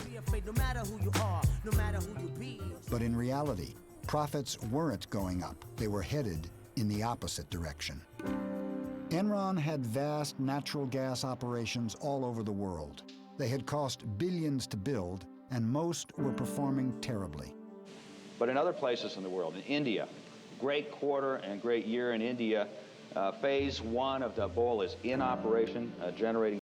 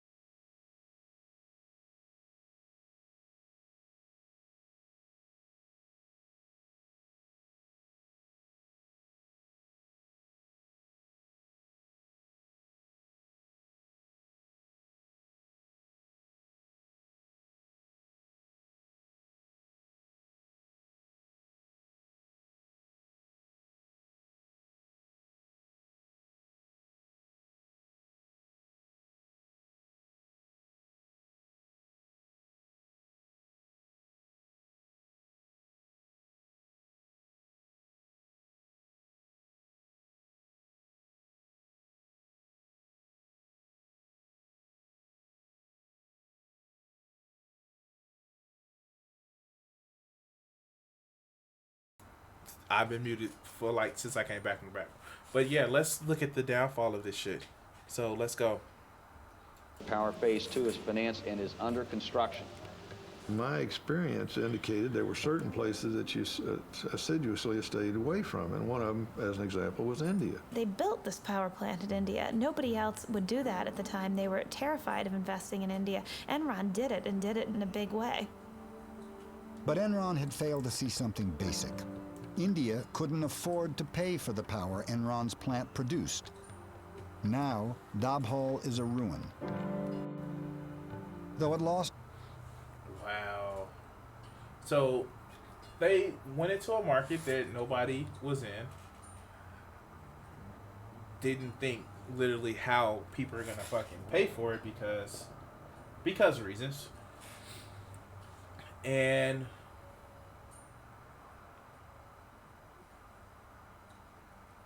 like they spent all of that money to go into this place. Let's continue. This is the downfall of Enron. And this is a downfall of a lot of companies out there. So they say, we're going to go in and do this particular market because no one has ever done it. We're going to defy conventional wisdom. And it's a reason why no one has ever done it.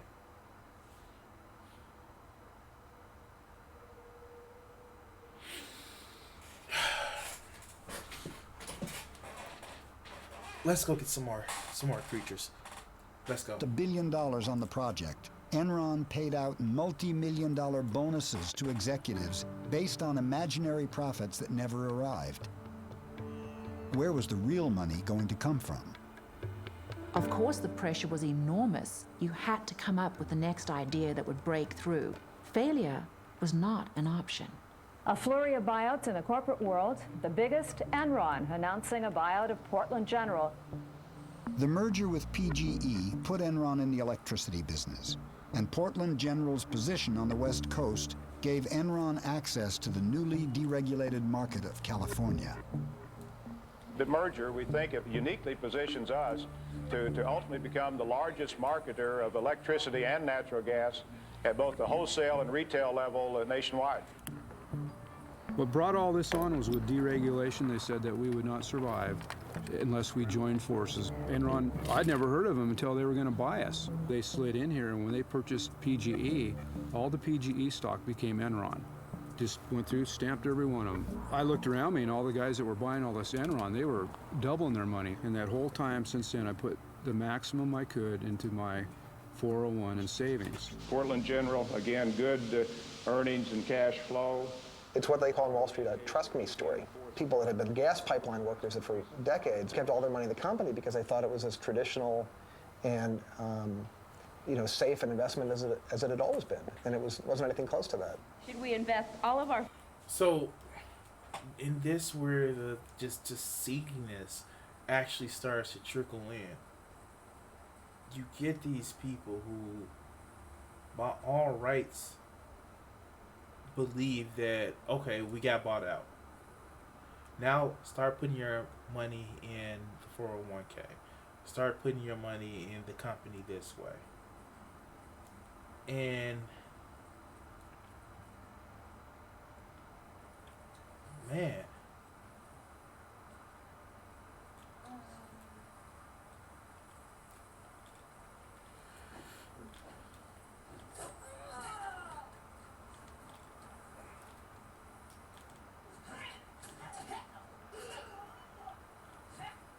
it's fucking dangerous, because what ends up happening is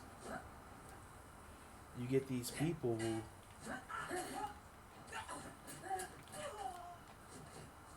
lose it all because they trusted into a company that is effectively just fucking with them and is using their new acquisition as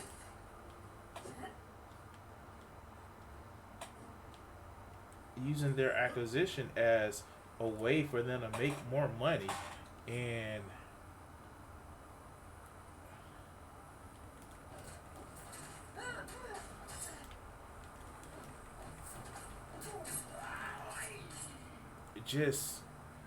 it's destroying their livelihoods. And that's what it's doing. It's a destruction to their livelihoods. And I'm trying to make sure I don't bleed out, guys. I'm sorry. And it's just like people who've put years, decades into a company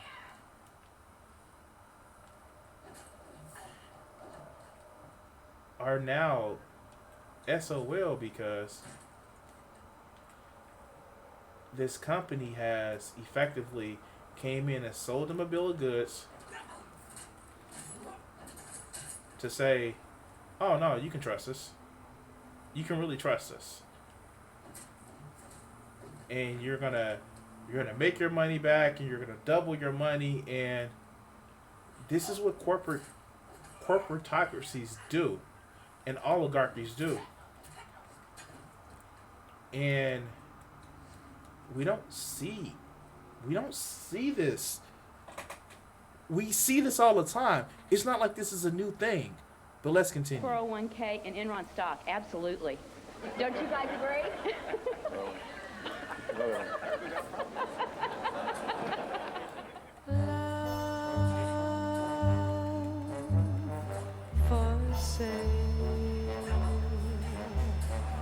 Enron is a big winner today. One of the things that fascinated me was that almost all of the Wall Street analysts who covered Enron had buy ratings or strong buy ratings on the company's stock. Why were the analysts blinded to the company's deceit? We relied on the information that was available at the time. I trusted the integrity of the company's certified financial statements and the representations of the company's management. And we've been absolutely upfront with the analysts. Jeff Skilling was the Oh, critical component fuck, I in forgot to creating capture it. the Enron illusion. Time and time again, when we had a question to the sell-side analysts that they couldn't answer, the response was, I'll give Jeff a call. I'll run this by Jeff. By giving Jeff a call, the analysts weren't analyzing at all. They were willing to believe virtually anything Enron told them. Fiber buying this, right? Most of the analysts right now have a target price on us from $100 to $115 a share. Any analyst who didn't buy the company line became an enemy of Enron. Enron's No. CFO, Andy Fastow, had his eye on John Olson, one of the only analysts skeptical of the Enron story.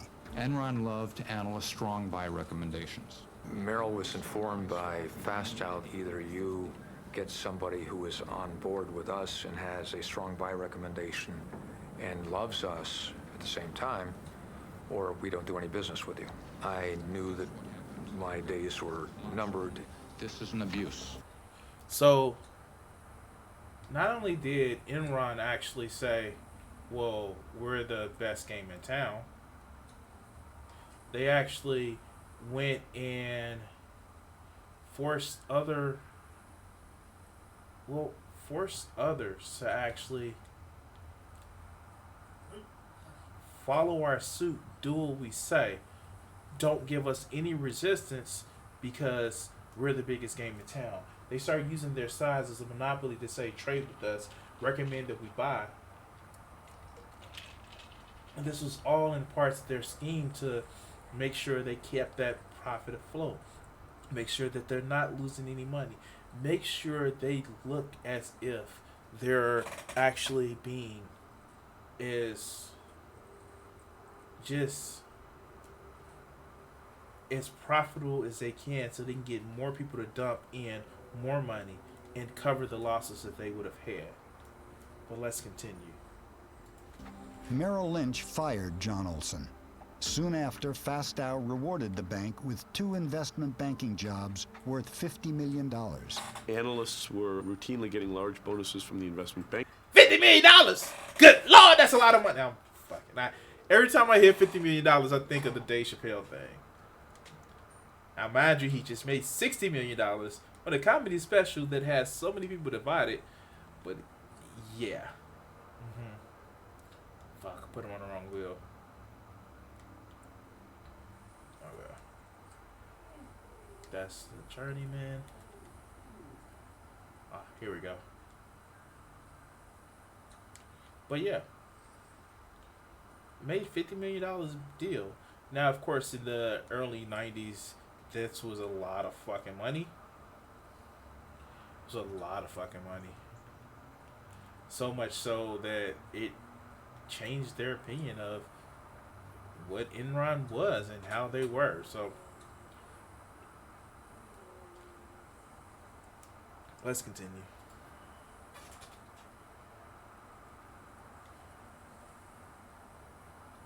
Banking departments to bring in investment banking deals. Once that happens, never was heard a discouraging word. While Enron's stock kept rising, its businesses kept losing money. Looking at the soaring stocks of the dot-coms, Skilling decided to take Enron into cyberspace. We're now in the process of seeing if we can create a bandwidth trading market. Enron is using its knowledge of trading gas to barter other forms of energy, even space on the information superhighway called bandwidth. Ken Rice has worked at Enron for 20 years. Enron has found a way to stay ahead of the curve. From 7 p.m. to 7 a.m., we're paying for bandwidth that we are not using. Why? Why? One of our themes around here is to always be asking why. Why something's done a certain way or why it's not done a different way. There's our market. Why can't we sell the bandwidth to other companies? Make it a commodity, like a pork belly.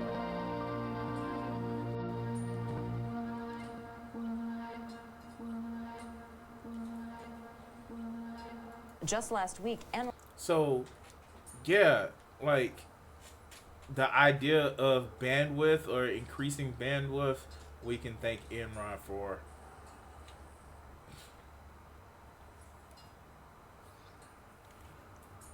Okay, and it actually does.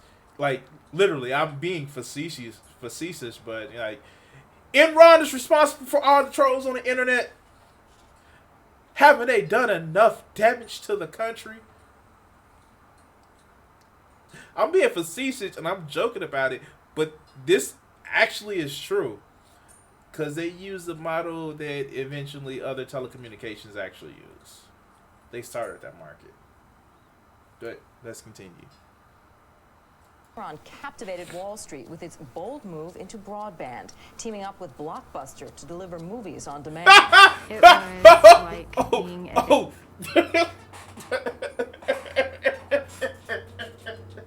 I'm sorry.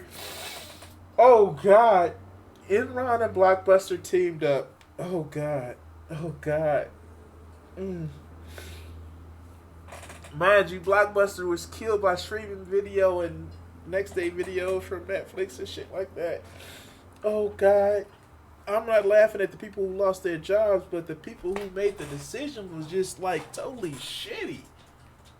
I'm laughing at those people that lost their jobs because they fucked everybody. And, like, they actually had a point. God damn it. That's fucked up. But let's continue. a religious cult meeting. People started jumping up from their seats with their cell phones and their Blackberries, running out to the halls to call their bosses. One analyst summed up his recommendation to investors in one word: wow. Enron's stock soared 34% in 2 days. And you can tell from the response in the stock market that they like the strategy. It makes sense. They announced that they had developed the technology. It would be in test markets by the end of the year. And the technology works. The quality is great, and the customers like it, so we've made a lot of progress. The truth was that Enron was just struggling with the technology for video on demand. The technology didn't work, and the deal with Blockbuster soon collapsed. But with the magic of mark-to-market, Enron used future projections to book $53 million in earnings on a deal that didn't make a penny. By the end of the... And here we go, the return of the mark-to-market. Now, mind you, shit, video on demand did eventually make millions, if not billions of dollars. But goddamn,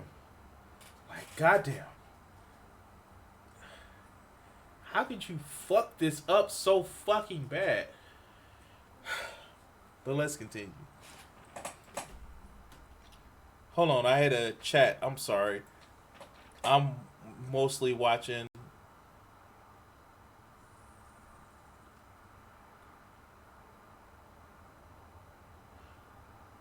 Alright, I'm glad I got the value back. And Eva, thank you for watching it live. I'm trying to get a schedule. I apologize if I don't have a good schedule.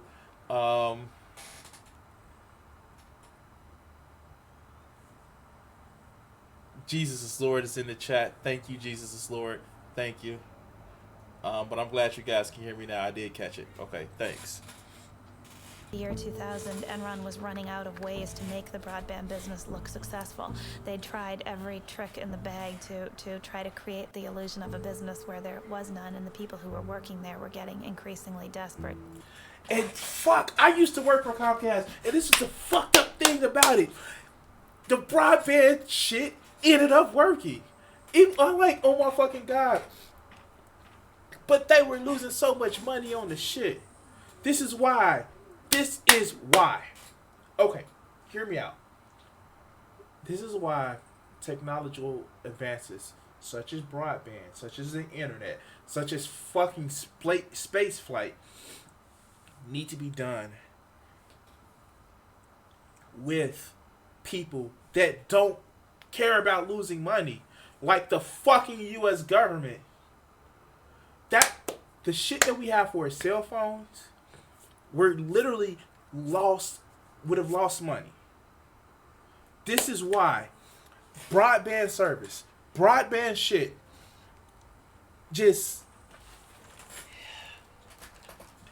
it's not everything is a profit. Not everything should be a profit model. And shit, I am telling you, there are certain advances, certain research advances that should not be saying, well, if we don't make a profit from. Look at the polio vaccine. The polio, it was so crucial in being done that it's basically still being given away because it was so detrimental. When you fucking take everything and make it have to be a profit, you run into this shit. And broadband, I wouldn't be able to do this shit. And this is another thing that stuck out in this movie to me. This is just like one of those things was just like, that happened. On demand. Fucking on demand. They couldn't get it right. But when they did get it right, fucking look how much Comcast made money. And I'm not going to tell you how much of that was made off of porn and shit like that, because people love to watch they motherfucking porn on demand. Shit. Internet. Alright. Shit. Ran over. Let's listen. The executives started selling their stock. By Enron's collapse, Ken Rice had sold 53 million. Ken Lay had sold 300 million. Cliff Baxter, 35 million. Jeff Skilling, 200 million. As the fraud is perpetuated. Wow. Like, they knew the shit was going down. So what do? Sell.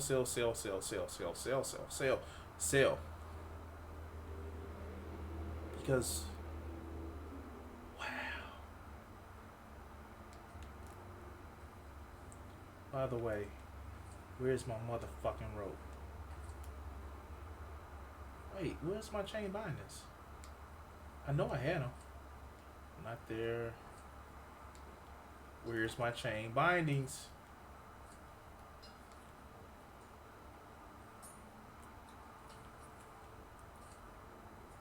Okay. I'm kind of getting pissed about this. Where the fuck is my chain bindings?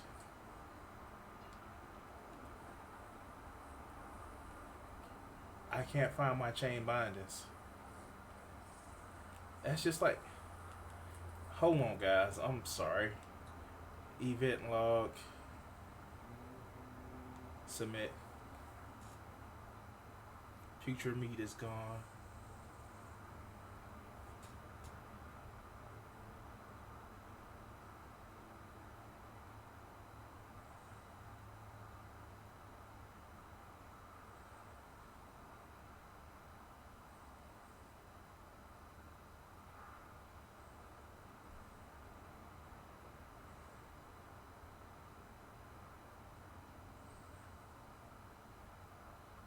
Yeah.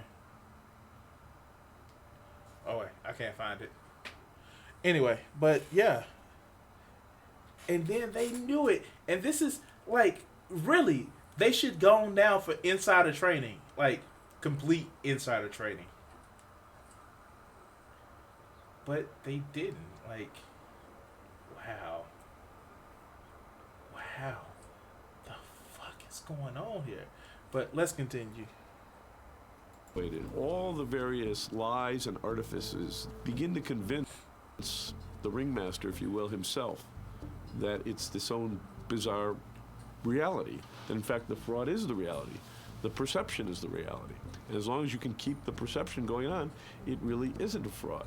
You spoke about bandwidth trading. What about weather options or futures? How is that market developing? Yeah, we have a market in weather. When Enron announced its latest plan to trade weather, people wondered whether it was good science or science fiction.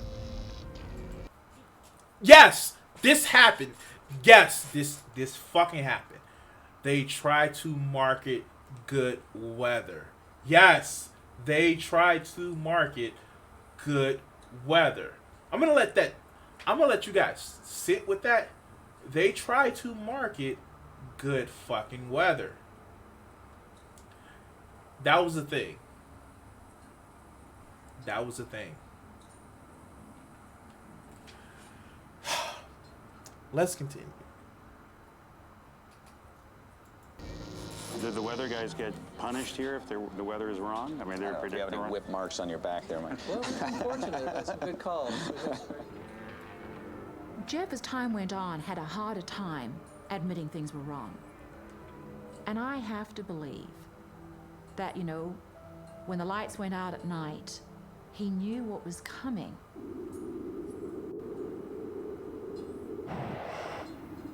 I would liken it to the Titanic when you've got a captain who's saying maintain full speed and they bump into a couple of icebergs and then they still keep full speed going.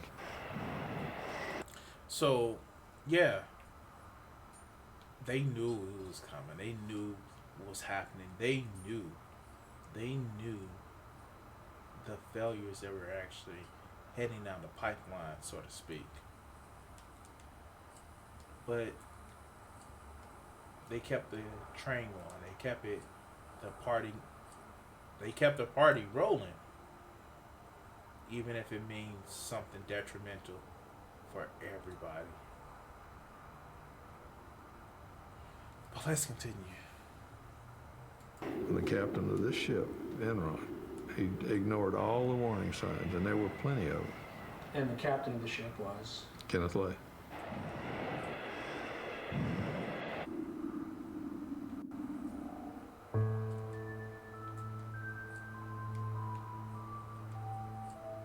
It was one of the bloodiest days in Wall Street history. Shares plummeted 31%. Tech stocks led Friday's fierce sell-off. This is really a great wake-up call. Millions of nervous investors following the huge drop on Friday. The Dow Jones... Enron was especially a big deal by the end of the year 2000 because by then most internet companies had already begun to fall and everybody on Wall Street was looking for the next big thing. And here you had Enron, which appeared to be this shining star of a new economy company. Its stock price went up 90% in the year 2000 and had gone up over 50% the year before that. It was an it stock on Wall Street, one of those companies that can seemingly do no wrong. We were the poster child for the new economy. We had this culture that had a lot of focus on reminding us how good we were. And as that culture emerged, then we get to Fortune magazine telling us we were the most innovative corporation in America. Then we really began to feel good about ourselves. Well, you all did it again. So you actually see they're holding up the lie so much. They're holding up that point so much that they're having to believe the lie. They're having to believe well, we're doing great, and not only are we doing great, but everybody else is around us saying we're doing great, and it's just like, dude, that's where it was. Okay, cool. That's the lie. That's the lie that you're believing in. That lie it's not going to serve you well when shit comes down. And for Enron, we know shit came down. It rolled down that motherfucking hill. But let's continue.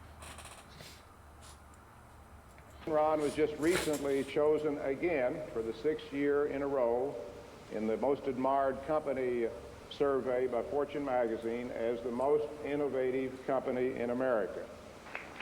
Well deserved, well deserved. The sales pitch still sounded good, but one investor saw something in Enron's numbers that the stock analysts had missed. By and large, the analysts admitted to us in person it's a black box. You have to take it on faith. Who knows where the earnings come from? They just pop out, and all we know is they're always good.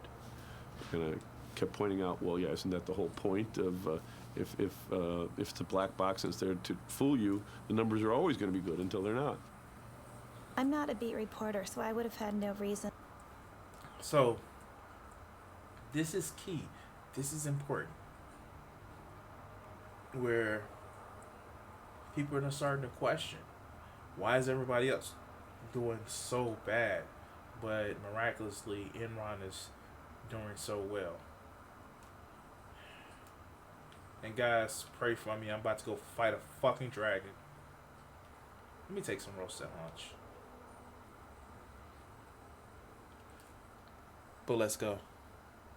To look at Enron, but Jim Chanos mentioned to me that I should take a closer look at Enron's financial statements, and it wasn't clear from Enron's financial statements that there was fraud here, but what was clear is that something didn't add up. In March 2001, Bethany McLean, a reporter with Fortune magazine, first raised questions about Enron's financial condition. She asked a simple question in the article that no one could seem to answer. How exactly does Enron make its money? You got very upset, didn't you? I very specifically remember the telephone conversation that I had with the Fortune reporter. She called up and started asking some very, very specific questions about accounting treatment on things. I am not an accountant. Wait, what? Hold the fucking phone. First off, Jeff Skilling. Remember, Mark to Market was his baby. He started the whole thing of Mark to Market. That was his baby. It was his, you know, well, this is ours. And, you know, it's great, but he's not an accountant. That's like saying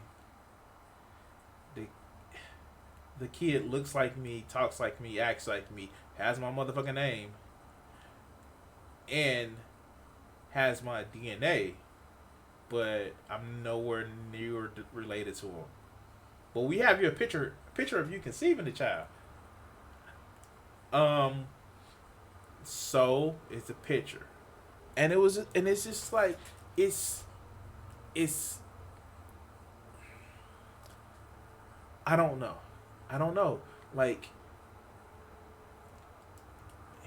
as much as I like Bernie Sanders, I would have loved to have Elizabeth Warren, like, question him. But this is back when she was still a Republican. But, you know, that's just now. But, God damn it. Like, he needs to be pushed for this shit. But, of course, they didn't because he made money. And it's nothing more sacrosanct than somebody who makes money. But let's continue.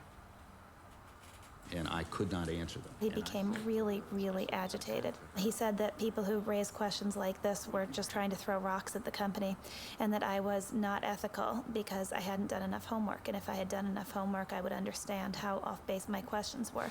Mr. Skilling, it appears as if you were So, this is the whole don't question me. Take what I say on faith. Bullshit. That so many of these assholes and charlatans actually use and actually say, trust me, just trust me. It's good. It's no problem. Trust me, just trust me. And this is in March of 2001 where they know that there is a problem that's brewing. They know that the house of cards is about to fall. They know that everything is about to come tumbling down. But yet it's still, trust me. You don't know what you're talking about by questioning me.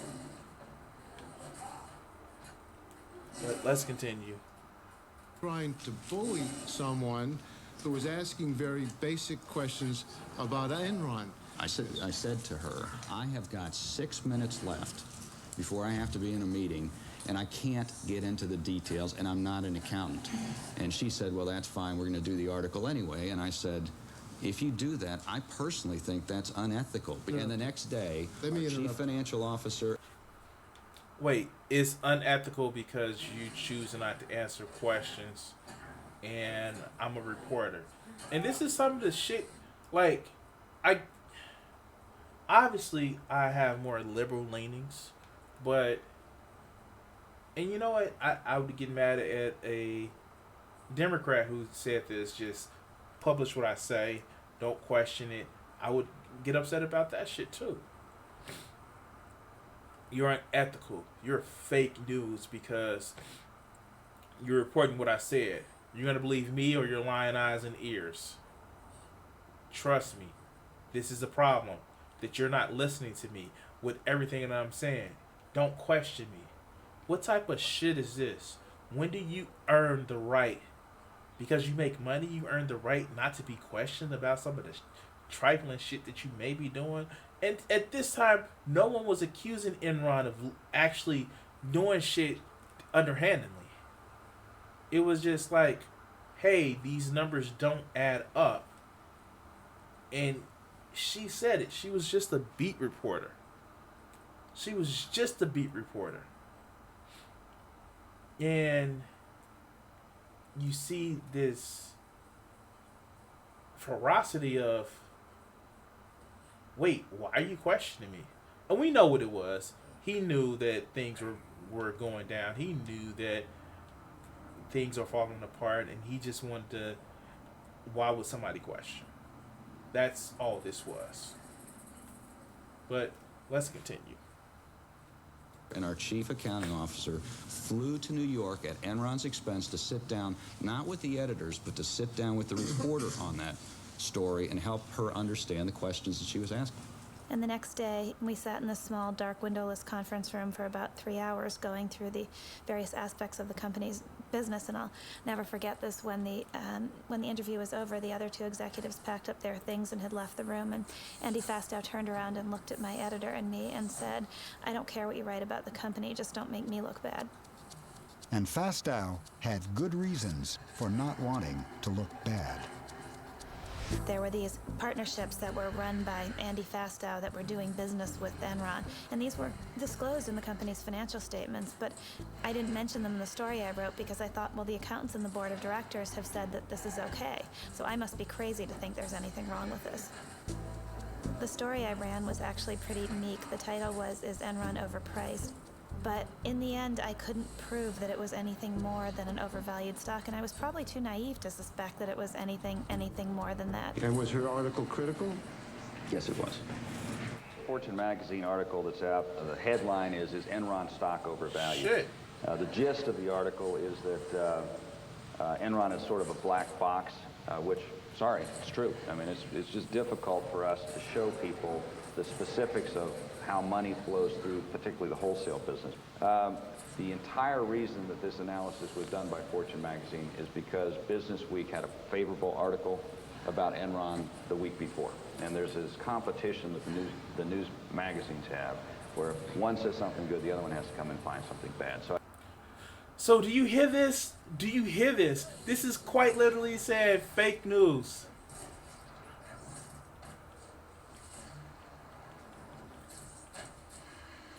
This is quite literally saying fake news.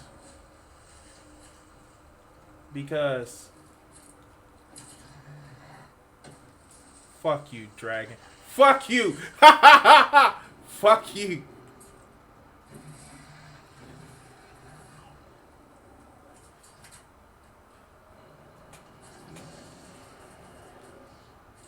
I'm sorry, guys.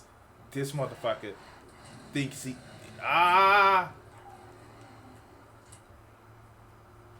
This motherfucker thinks he's gonna get me. Motherfucker, you ain't gonna get me.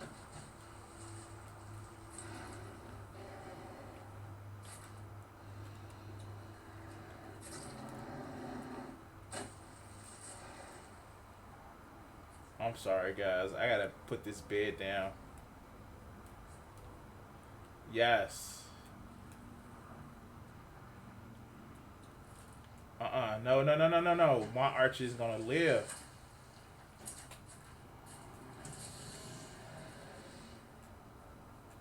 Yes.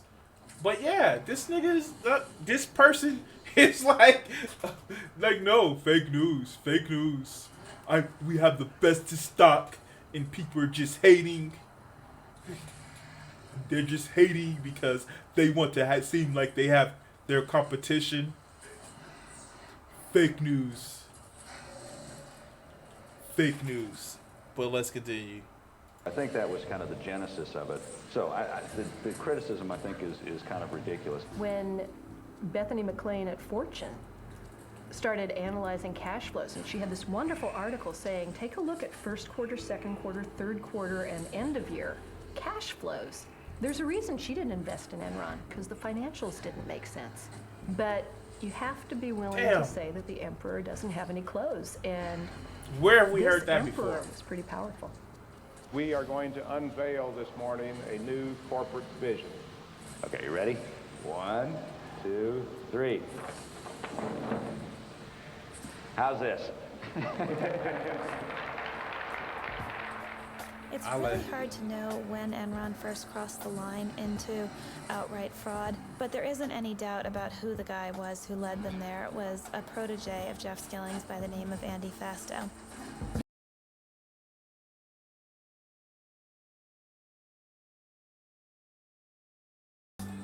Alright, so we actually are getting into the whole what happened with like at this point they're marginally on the edge. They're marginally on the edge of what is acceptable. They're marginally on the edge.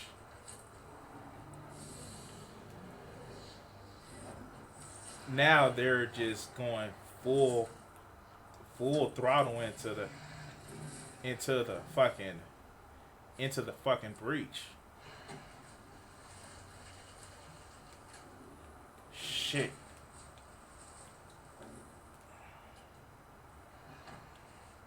I need some water. And I need him to get off my Archer.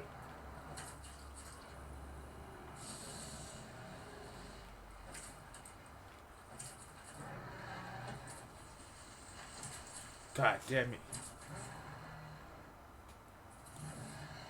I'm thirsty. Shit.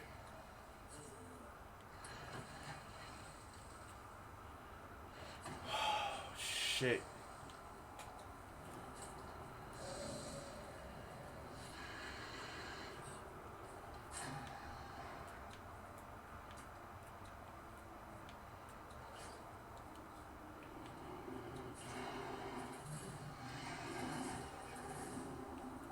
Alright, I'm sorry guys.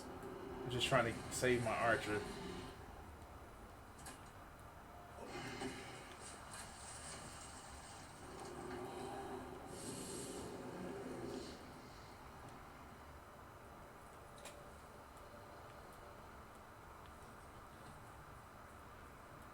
Good news is I can actually move her away.